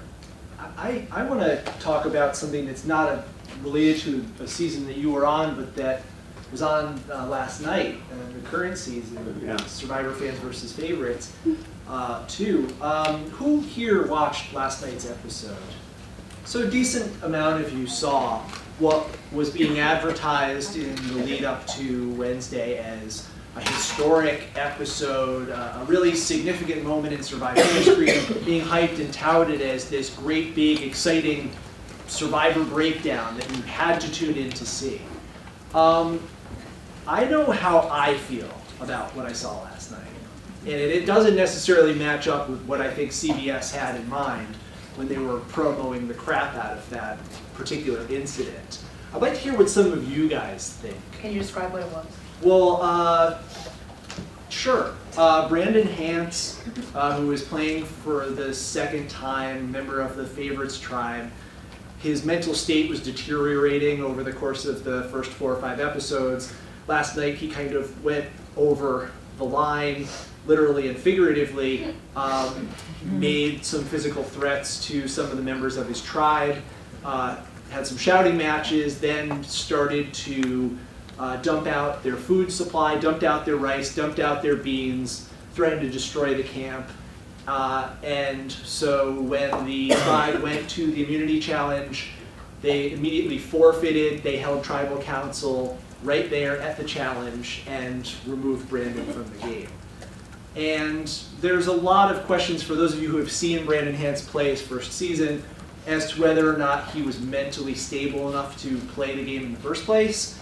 There were interviews leading up to the season that suggested that maybe he wasn't in the best frame of mind or the best state of mental health to be able to undergo the sort of stress that Mike's describing. No food, no sleep, no loved ones, cold, wet. Rain. That Chinese water torture, it's like the Chinese water torture. I mean, I'm telling you, people quit all the time out there. And they get talked out of quitting. But it's as people say, was it fun out there? Nobody that ever played would say yes, it was fun. It's just not like it's an amazing adventure, it's life-changing, it's a lot of things, but it's just not fun because you suffer around the clock and there's no escape from the suffering. And so that's for a guy who's relatively sane, like Michael. I mean, like at least sort of like, you know, sane most of the time. Here's Brandon, a guy who has expressed on camera that he's grappled with demons, that he's had a violent past that he's not proud of. He's tried to change. He's tried to get his anger under control, his temper under control. And we've seen him struggle with this. He's a guy who's your age. He's 20 years old as well. And I think the debate that we need to have as an audience, people who watch this show, or as reality television viewers in general, is where is the line? Where does entertainment cross over into exploitation?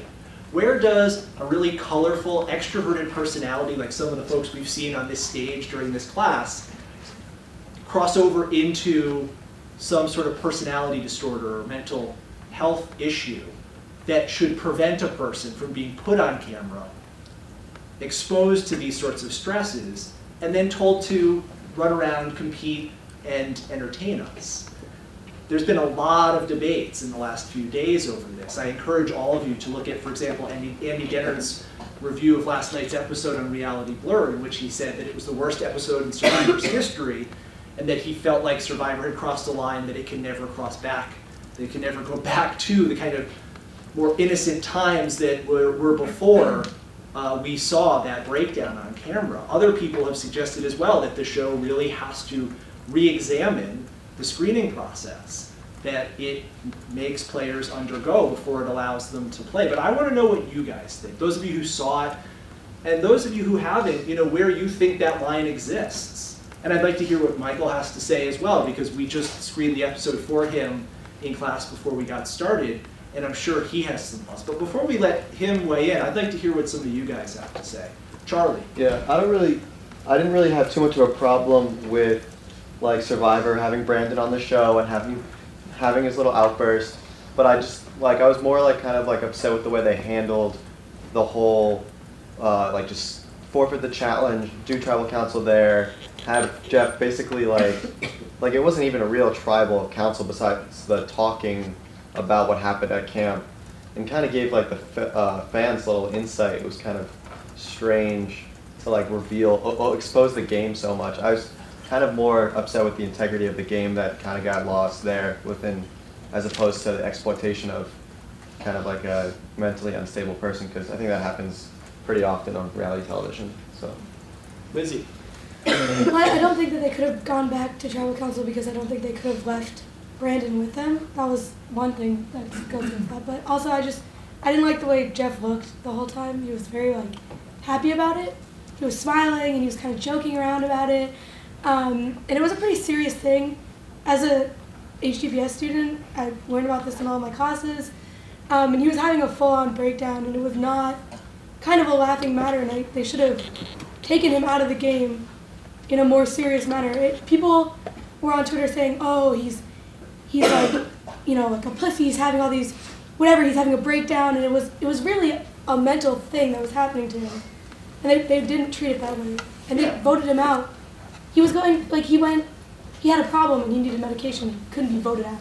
And that's the interesting thing about last night, was that if you fall into a fire and sustain really bad burns, if you get an infection in a cut, if you get sand in your eye, you could be medically evacuated, and you're not looked at as a quitter or as a weakling or as someone who needs to man up, or, you know, pull yourself up and, you know, dust off and get back in there and give it all you got.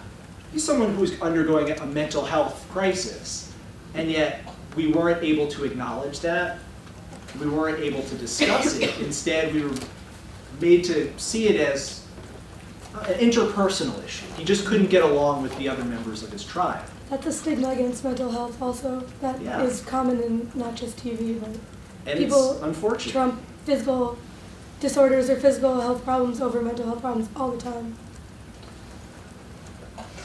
I just didn't understand how there wasn't some sort of intervention before, especially when he was telling all of his tribe members, like, I'm going to cook beans, I'm going to, like, dump out the rice, I'm going to burn the entire shelter to the ground. Like, if you say you're gonna light someone's home, even if it is just a bamboo shelter, on fire and burn it to the ground, like that's a pretty serious thing. So the fact that like no one even like thought twice about it other than being like, oh, he's crazy. Like, I don't know if like the mindset of Survivor changes everyone's like definition of what crazy is, but to me that was just like not an okay thing, and it's like been a proven thing in the Hans family. Like we saw in Big Brother 14, how the brother, Willie. what's his name? Willie got taken out. Like Russell's obviously a nutcase, so. Well, yeah. Yeah, I mean, earlier in the episode, he was even seesawing between like being so depressed he thought he was gonna leave, and then the next morning being like almost manic about how aggressively he was gonna go at the game. And I feel like if you know that somebody's volatile like that and at such a young age, like the producers have to know how mentally taxing this game is. Like you can't, I feel like they shouldn't have put him in that sort of a situation knowing like what his mental state is and knowing how hard the game is, because then it just made him go off like that. Logan. Yeah, I guess sort of with that. I guess I guess I don't know how much. Maybe they don't know how bad Brandon is before putting him on the show. But my main problem with last night was that was the event of the episode. That's all that happened. That's all that you got to see. That was all that was promoted. Yeah, and it was just like I felt while watching it like I was watching an episode. I felt the same way that I watch like when I'm watching American Horror Story or something where I expect something horrifying to happen, except for I'm entertained while watching American Horror Story or something like that. And I wasn't entertained last night, and I wanted to see. I had tweeted about it last night that the moment that I was most intrigued by was when they're actually talking to Dawn and Andrea at the challenge, and they're both crying, and they're not really allowed to speak by either Brandon, Jeff, or Philip. And it was weird. It left me feeling very weird for TV in general. And I'll say along similar lines to this was the only thing that was promoted leading up to this episode. Did anybody see the promos that aired for Survivor before the start of the season? What was the musical? Yes, they were using the Ozzy Osbourne song "Crazy Train" in the promos, and it was cut to shots of Philip howling, Brandon beating his chest and screaming, and other members of the Favorites tribe generally misbehaving. So we've been primed, we've been amped up to expect not live, but televised mental breakdown on this season of Survivor. And while maybe we expect that on some other type of show that more explicitly traffics in displaying people in states of mental distress, like Celebrity Rehab or Strange Addictions, which we spoke about with Jason Balicki, the producer of that show, I think many of us, myself included, hold Survivor to a higher standard. We look at Survivor, or look to Survivor to be the standard bearer for reality television, not only in terms of the quality of its production, but that it observes a higher ethical standard than other shows.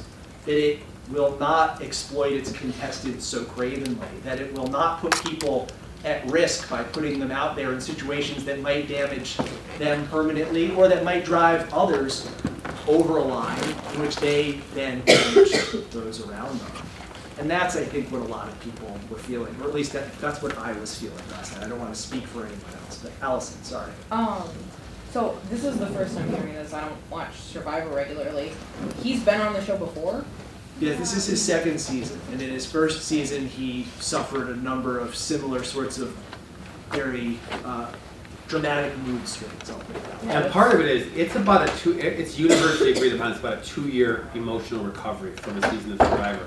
He's coming back before the 2-year mark. So he's not even, and on top of all the things that you mentioned, he's not even healed from his first experience out there. And it doesn't matter if you're healed, put it up first, or you make it to the end. The emotional turmoil is different, especially at Ponderosa, which is, I think, is the most tumultuous place on the planet. Thank God we're there. But yeah, he's not quite even healed from the first season. Time he played, because he came back too soon. Yeah, that's Oh, sorry. Oh, I was just gonna say that seems really bizarre because I mean that's sort of was a lesson that a lot of people learned early on in reality TV with a lot of those early Fox shows and early reality shows in Britain, was that they thought, oh, crazy's better, so the crazier the better, and then they would get people that were too crazy, and then, you know, people would kill themselves, or people would hurt other people, and so that just sort of seems odd, because they must have known, like, there is enough screening that they definitely knew, and you just don't see that kind of thing happen anymore on TV, and especially, like, it'd be one thing if it was on The Bachelor, because then it's like, well, they're in a mansion, like, it's stressful, but it's not that stressful. But, like, Survivor, I would think, induces people to have panic attacks and breakdowns, even who have never had mental health before. So guys, it is 10 so I know that some of you have to leave. Who's gonna, just before you leave, who's gonna leave? Who's gonna stay? All right, so we're gonna keep going. We'll just take a moment, but before you run out, this is my last chance to say goodbye to someone. So I will be around on campus sometime next week. If you'd like to stop in and say goodbye in person, send me an email. Offer stands to help you guys out with anything going forward related to your scholarship, your professional lives, or whatever. Officially.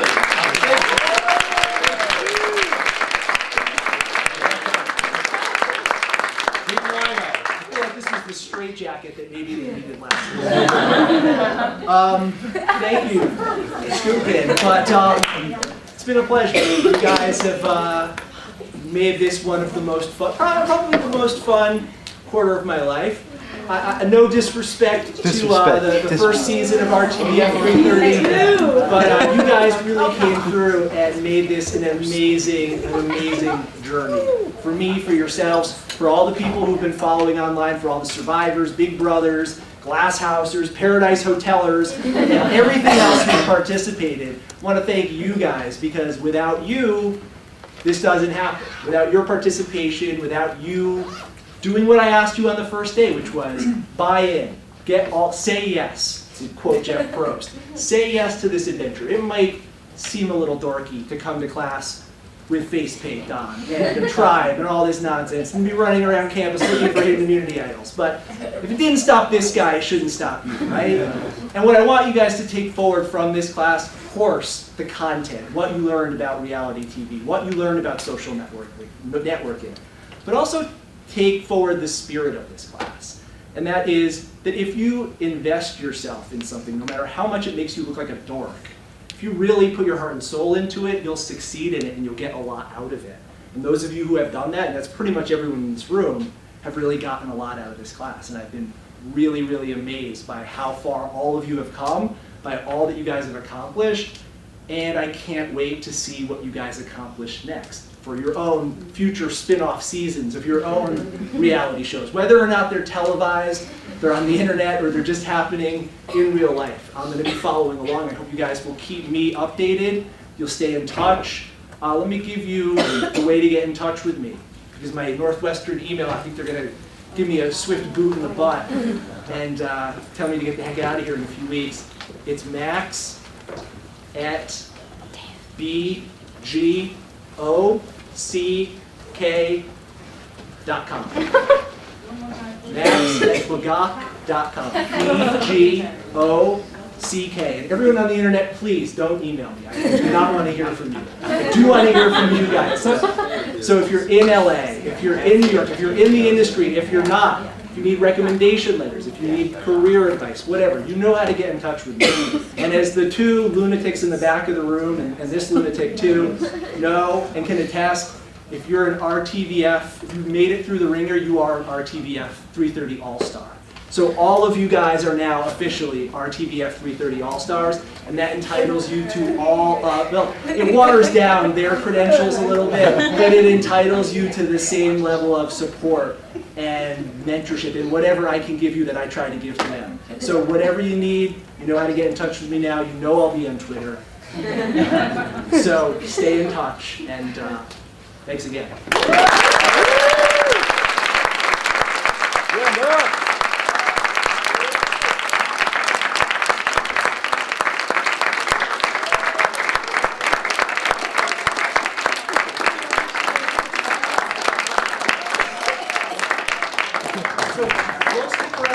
until they kick us out. Well, I brought a few props before you zip off. The actual shorts that I stole from my son when he came out for the family visit, because the original shorts that I had completely were decimated, and Denise sewed this side, the crotch on both sides, and this side using fish hook and fishing line. You can see these shorts just didn't hold up under the pressures of the game. So, and I said, can I get like another pair of shorts? And they're like, no. They don't care. I mean, when we talk about the integrity of the game, it is truly the integrity of the game. So I made my son switch shorts with me when he came out there. The underwear that I wore. Speaking of aqua dumps. The socks that you actually get socks out there. We saw this bad boy out there.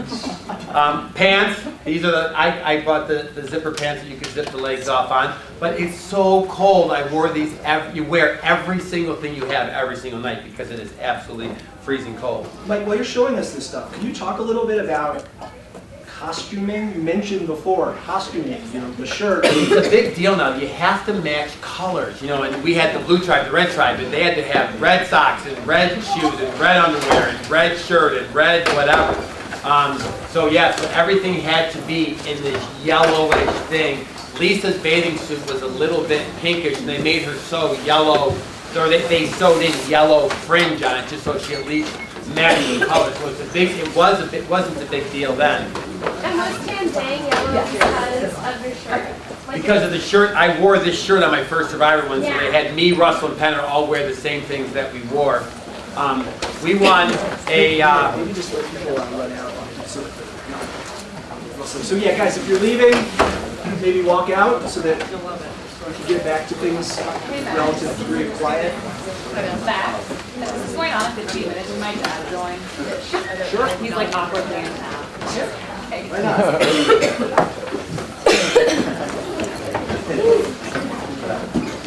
Before I leave, where do I find the video of you spitting out the bug?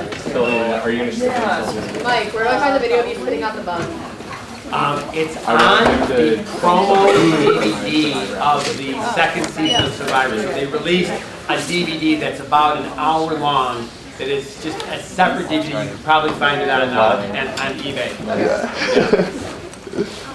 It kind of shows the behind the scenes. You could win. Thanks so much. I think so. And that's probably it's a good thing or a bad thing to talk about.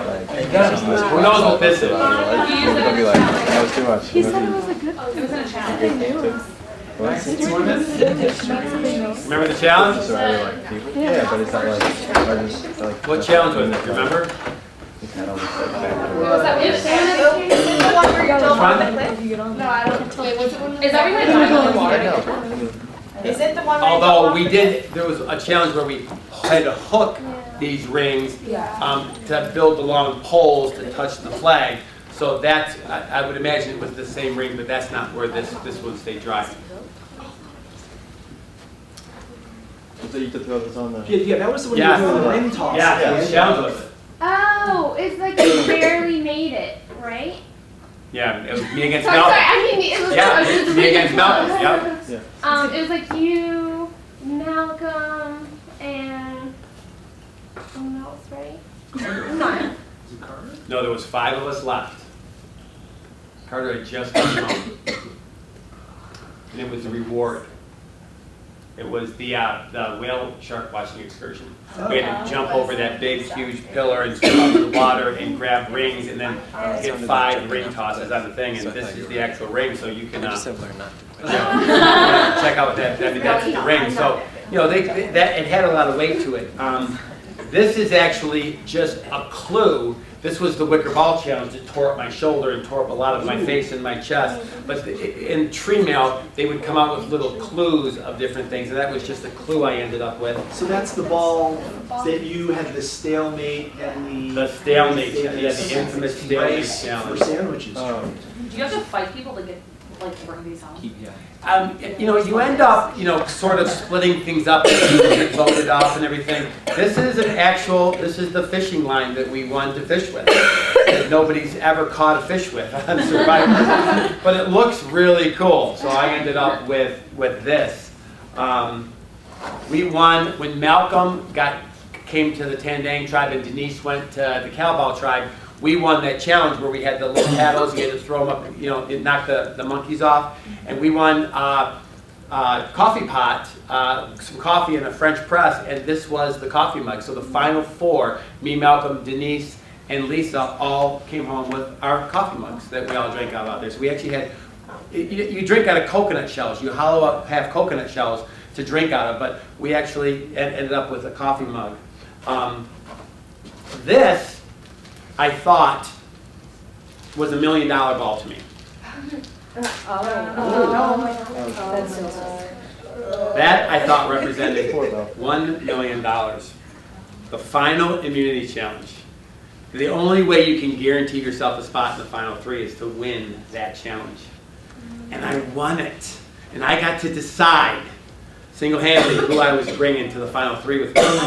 And this ball right here, after I won the challenge, I was just like, I did it. I got as far in the game as I could. And you're not allowed to steal anything from a challenge. And I reached over and I grabbed the ball and I looked at Probst and I'm like, and he goes, because I think he thought the same thing. Like that ball is pretty, and I grabbed this ball and I'm like, $1 million. And it wasn't. But I knew I had to get rid of Malcolm, for sure. I knew I really had to get rid of Malcolm. And the person I didn't think would get a vote, Denise, ended up getting the most votes. And so you just don't really know what happens at Ponderosa. Yeah. Yeah, wait, so. Yes, that was great. That's it.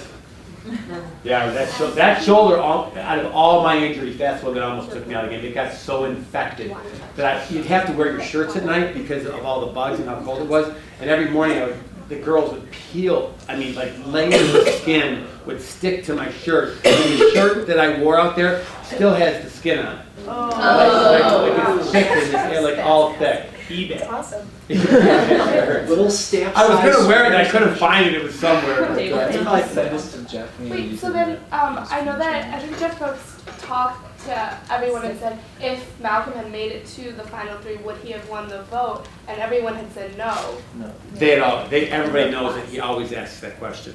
Right, And they right. weren't going to give him the satisfaction of that answer, so they had all rehearsed it beforehand, but they didn't tell Jeff Kent, because Jeff Kent was the only one that raised his hand. Jeff doesn't talk to I heard anybody. that. So, yeah, they had set that up. And when you said that they didn't give the girls a chance to talk, Andrea and Dawn at the fountain, remember, you're only seeing a small snapshot of that. Right, I just mean. So they probably all had a chance to really speak. You just see small little versions of tribal council and challenges, and challenges could be an hour and a half, 2 hours long, and you see 10 minutes of it.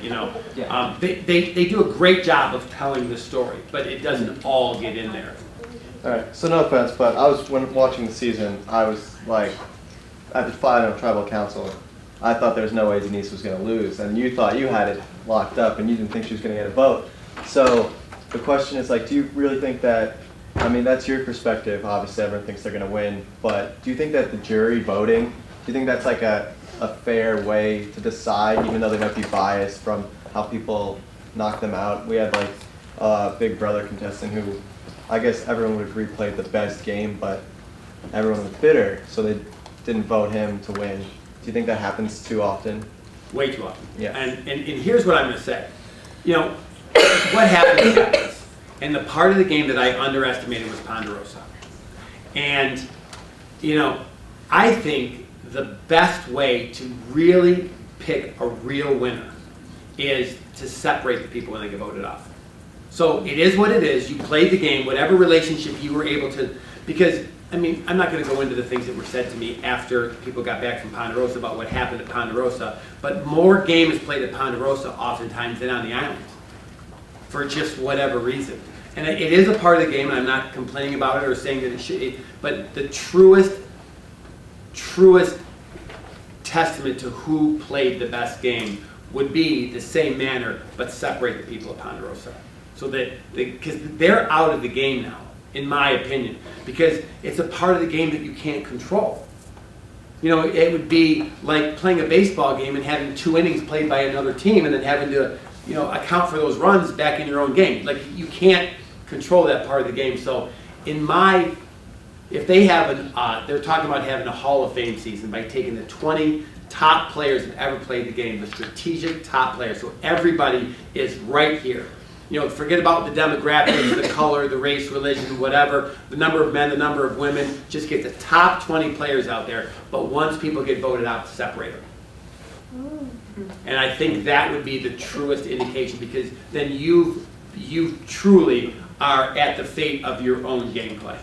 So, and remember, when somebody wins, you know, they talk about giving somebody a winner's edit, so they, you know, I mean, I'm not saying editing's wrong or bad and you are what you are. They can't show you catching a fish if you didn't catch a fish, right?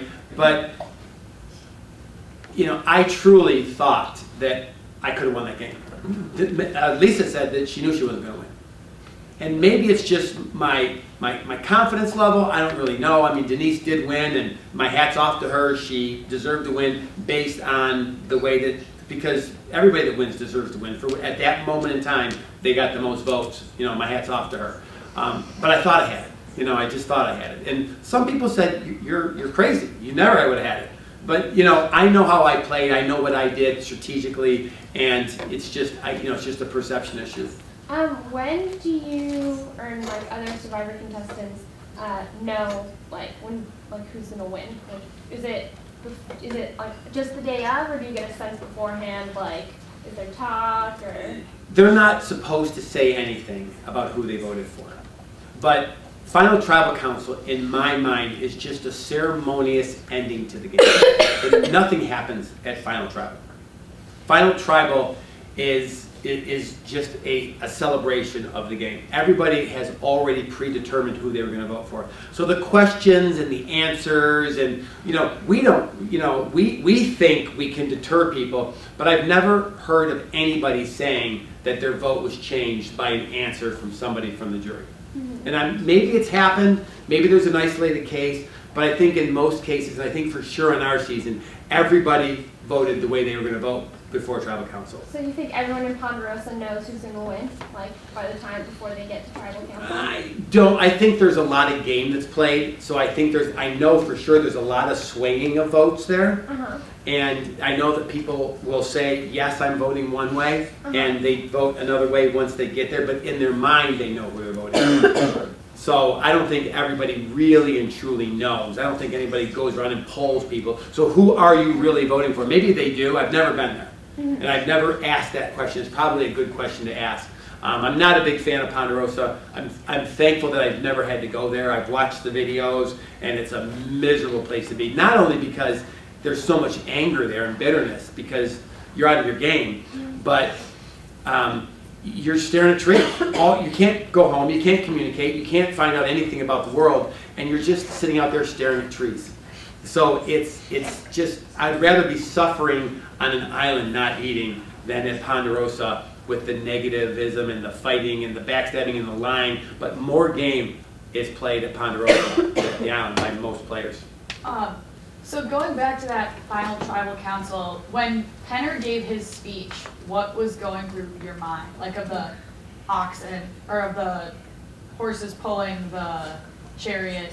What was going through your mind during that speech? Because he was directing it at Denise, but I don't know.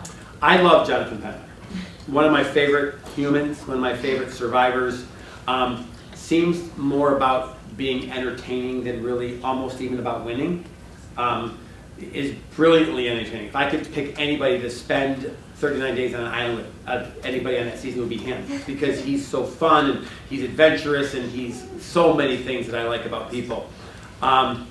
His final speech was all directed, all about him. Like, you know, because he even said, he goes, Lisa, should I tell him or are you going to tell him? And Lisa said, I'll tell him. He goes, no, I got it.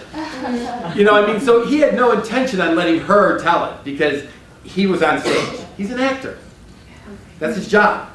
So he got the stage and he was going to utilize it. So he masterminded a brilliantly worded, eloquent, funny speech, which was great for television.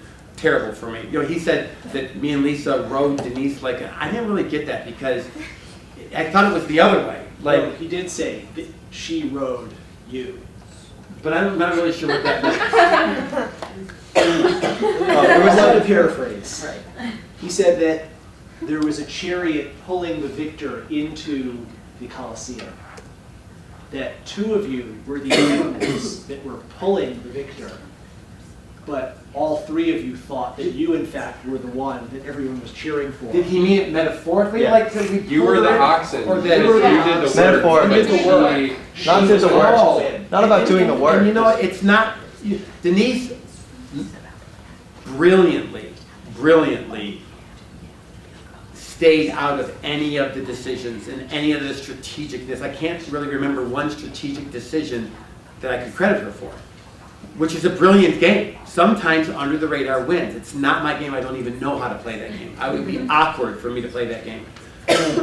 But lots of people have won. I mean, we could name a dozen people without even taking a breath who've won the game playing under the radar. And we could name another dozen that have played a very bold game and won.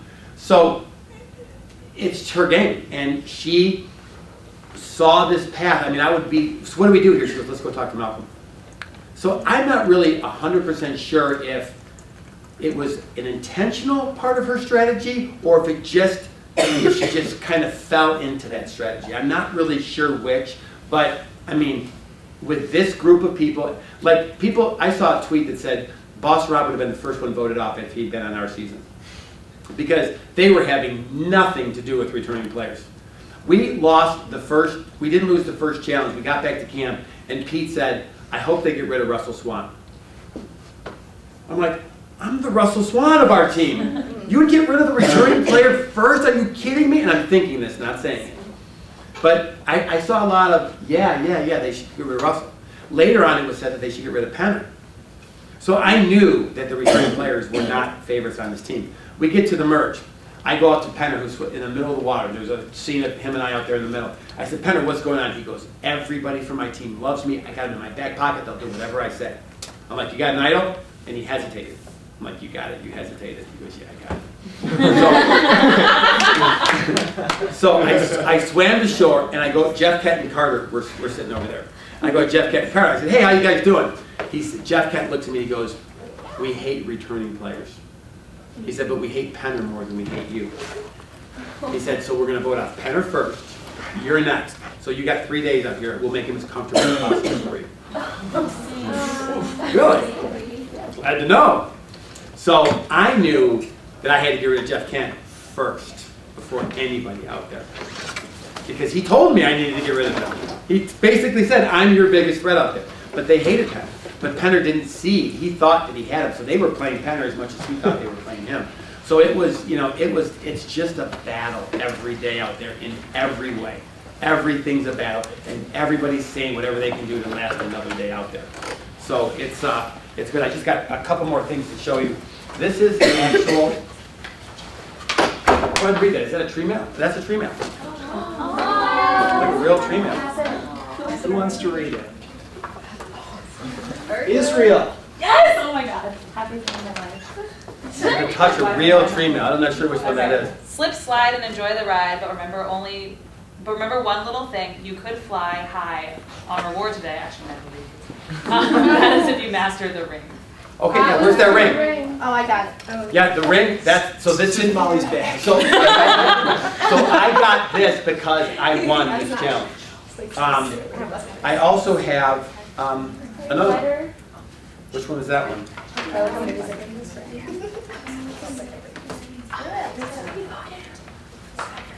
Nicole, you're not even in the class, but I know you're a super fan, so you'll be honored.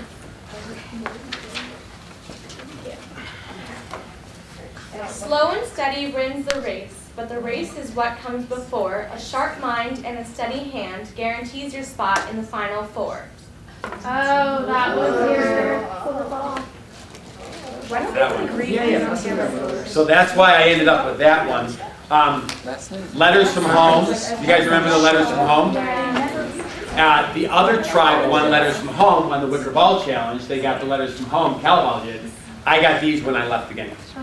So I got all my family letters. And this is this pouch that the $500 came in for the food auction. So that's a food auction item. And Abby saved all her money for the advantage. and I also walked away with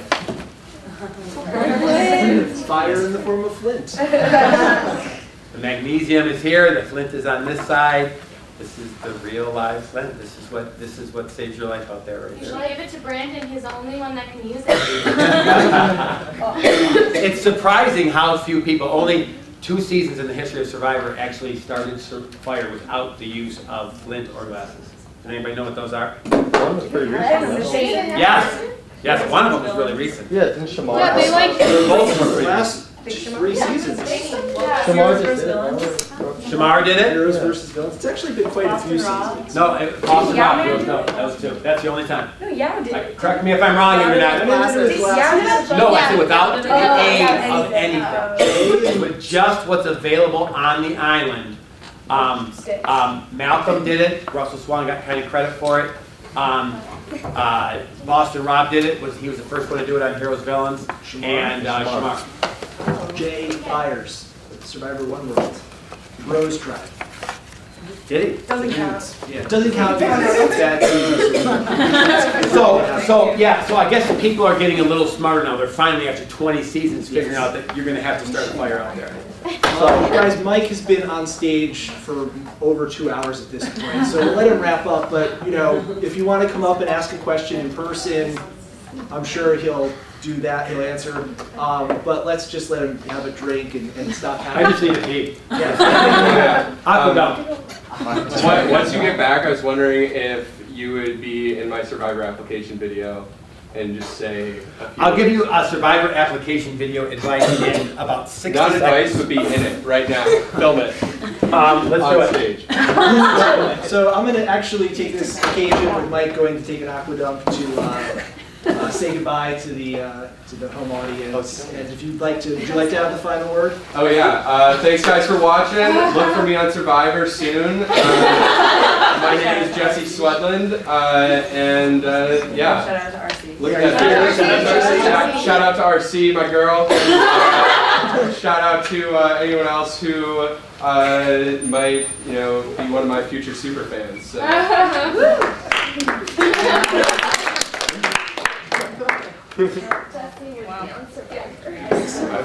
love you. You'd be so good. Can we get a picture of like Forrest up here for the background? You know what? Google image search, knock yourself out, and we'll project it. And I'm sure if you guys want to take photos with Skupin, I'm sure. I'm speaking for him, but I'm sure he'll only charge $10-15. Max, do you have any idea of why they don't often read the tree mail anymore? I know last night Cochran was like, we have tree mail, guys. But they used to make such a big production of going to get it and reading the poem. Trying to figure out what it meant. Having a clue. It was a good place for the immunity, I think. Okay. Because it saves more time for Philip to make comic rights. To work out. Work out the tasks. I have a math guy with Philip Shepard's muscle. He's obviously. So smart. I'd love to hear a final project. I know, but I also talked to mom on this. That's a good idea. That's good. Great. Very good. From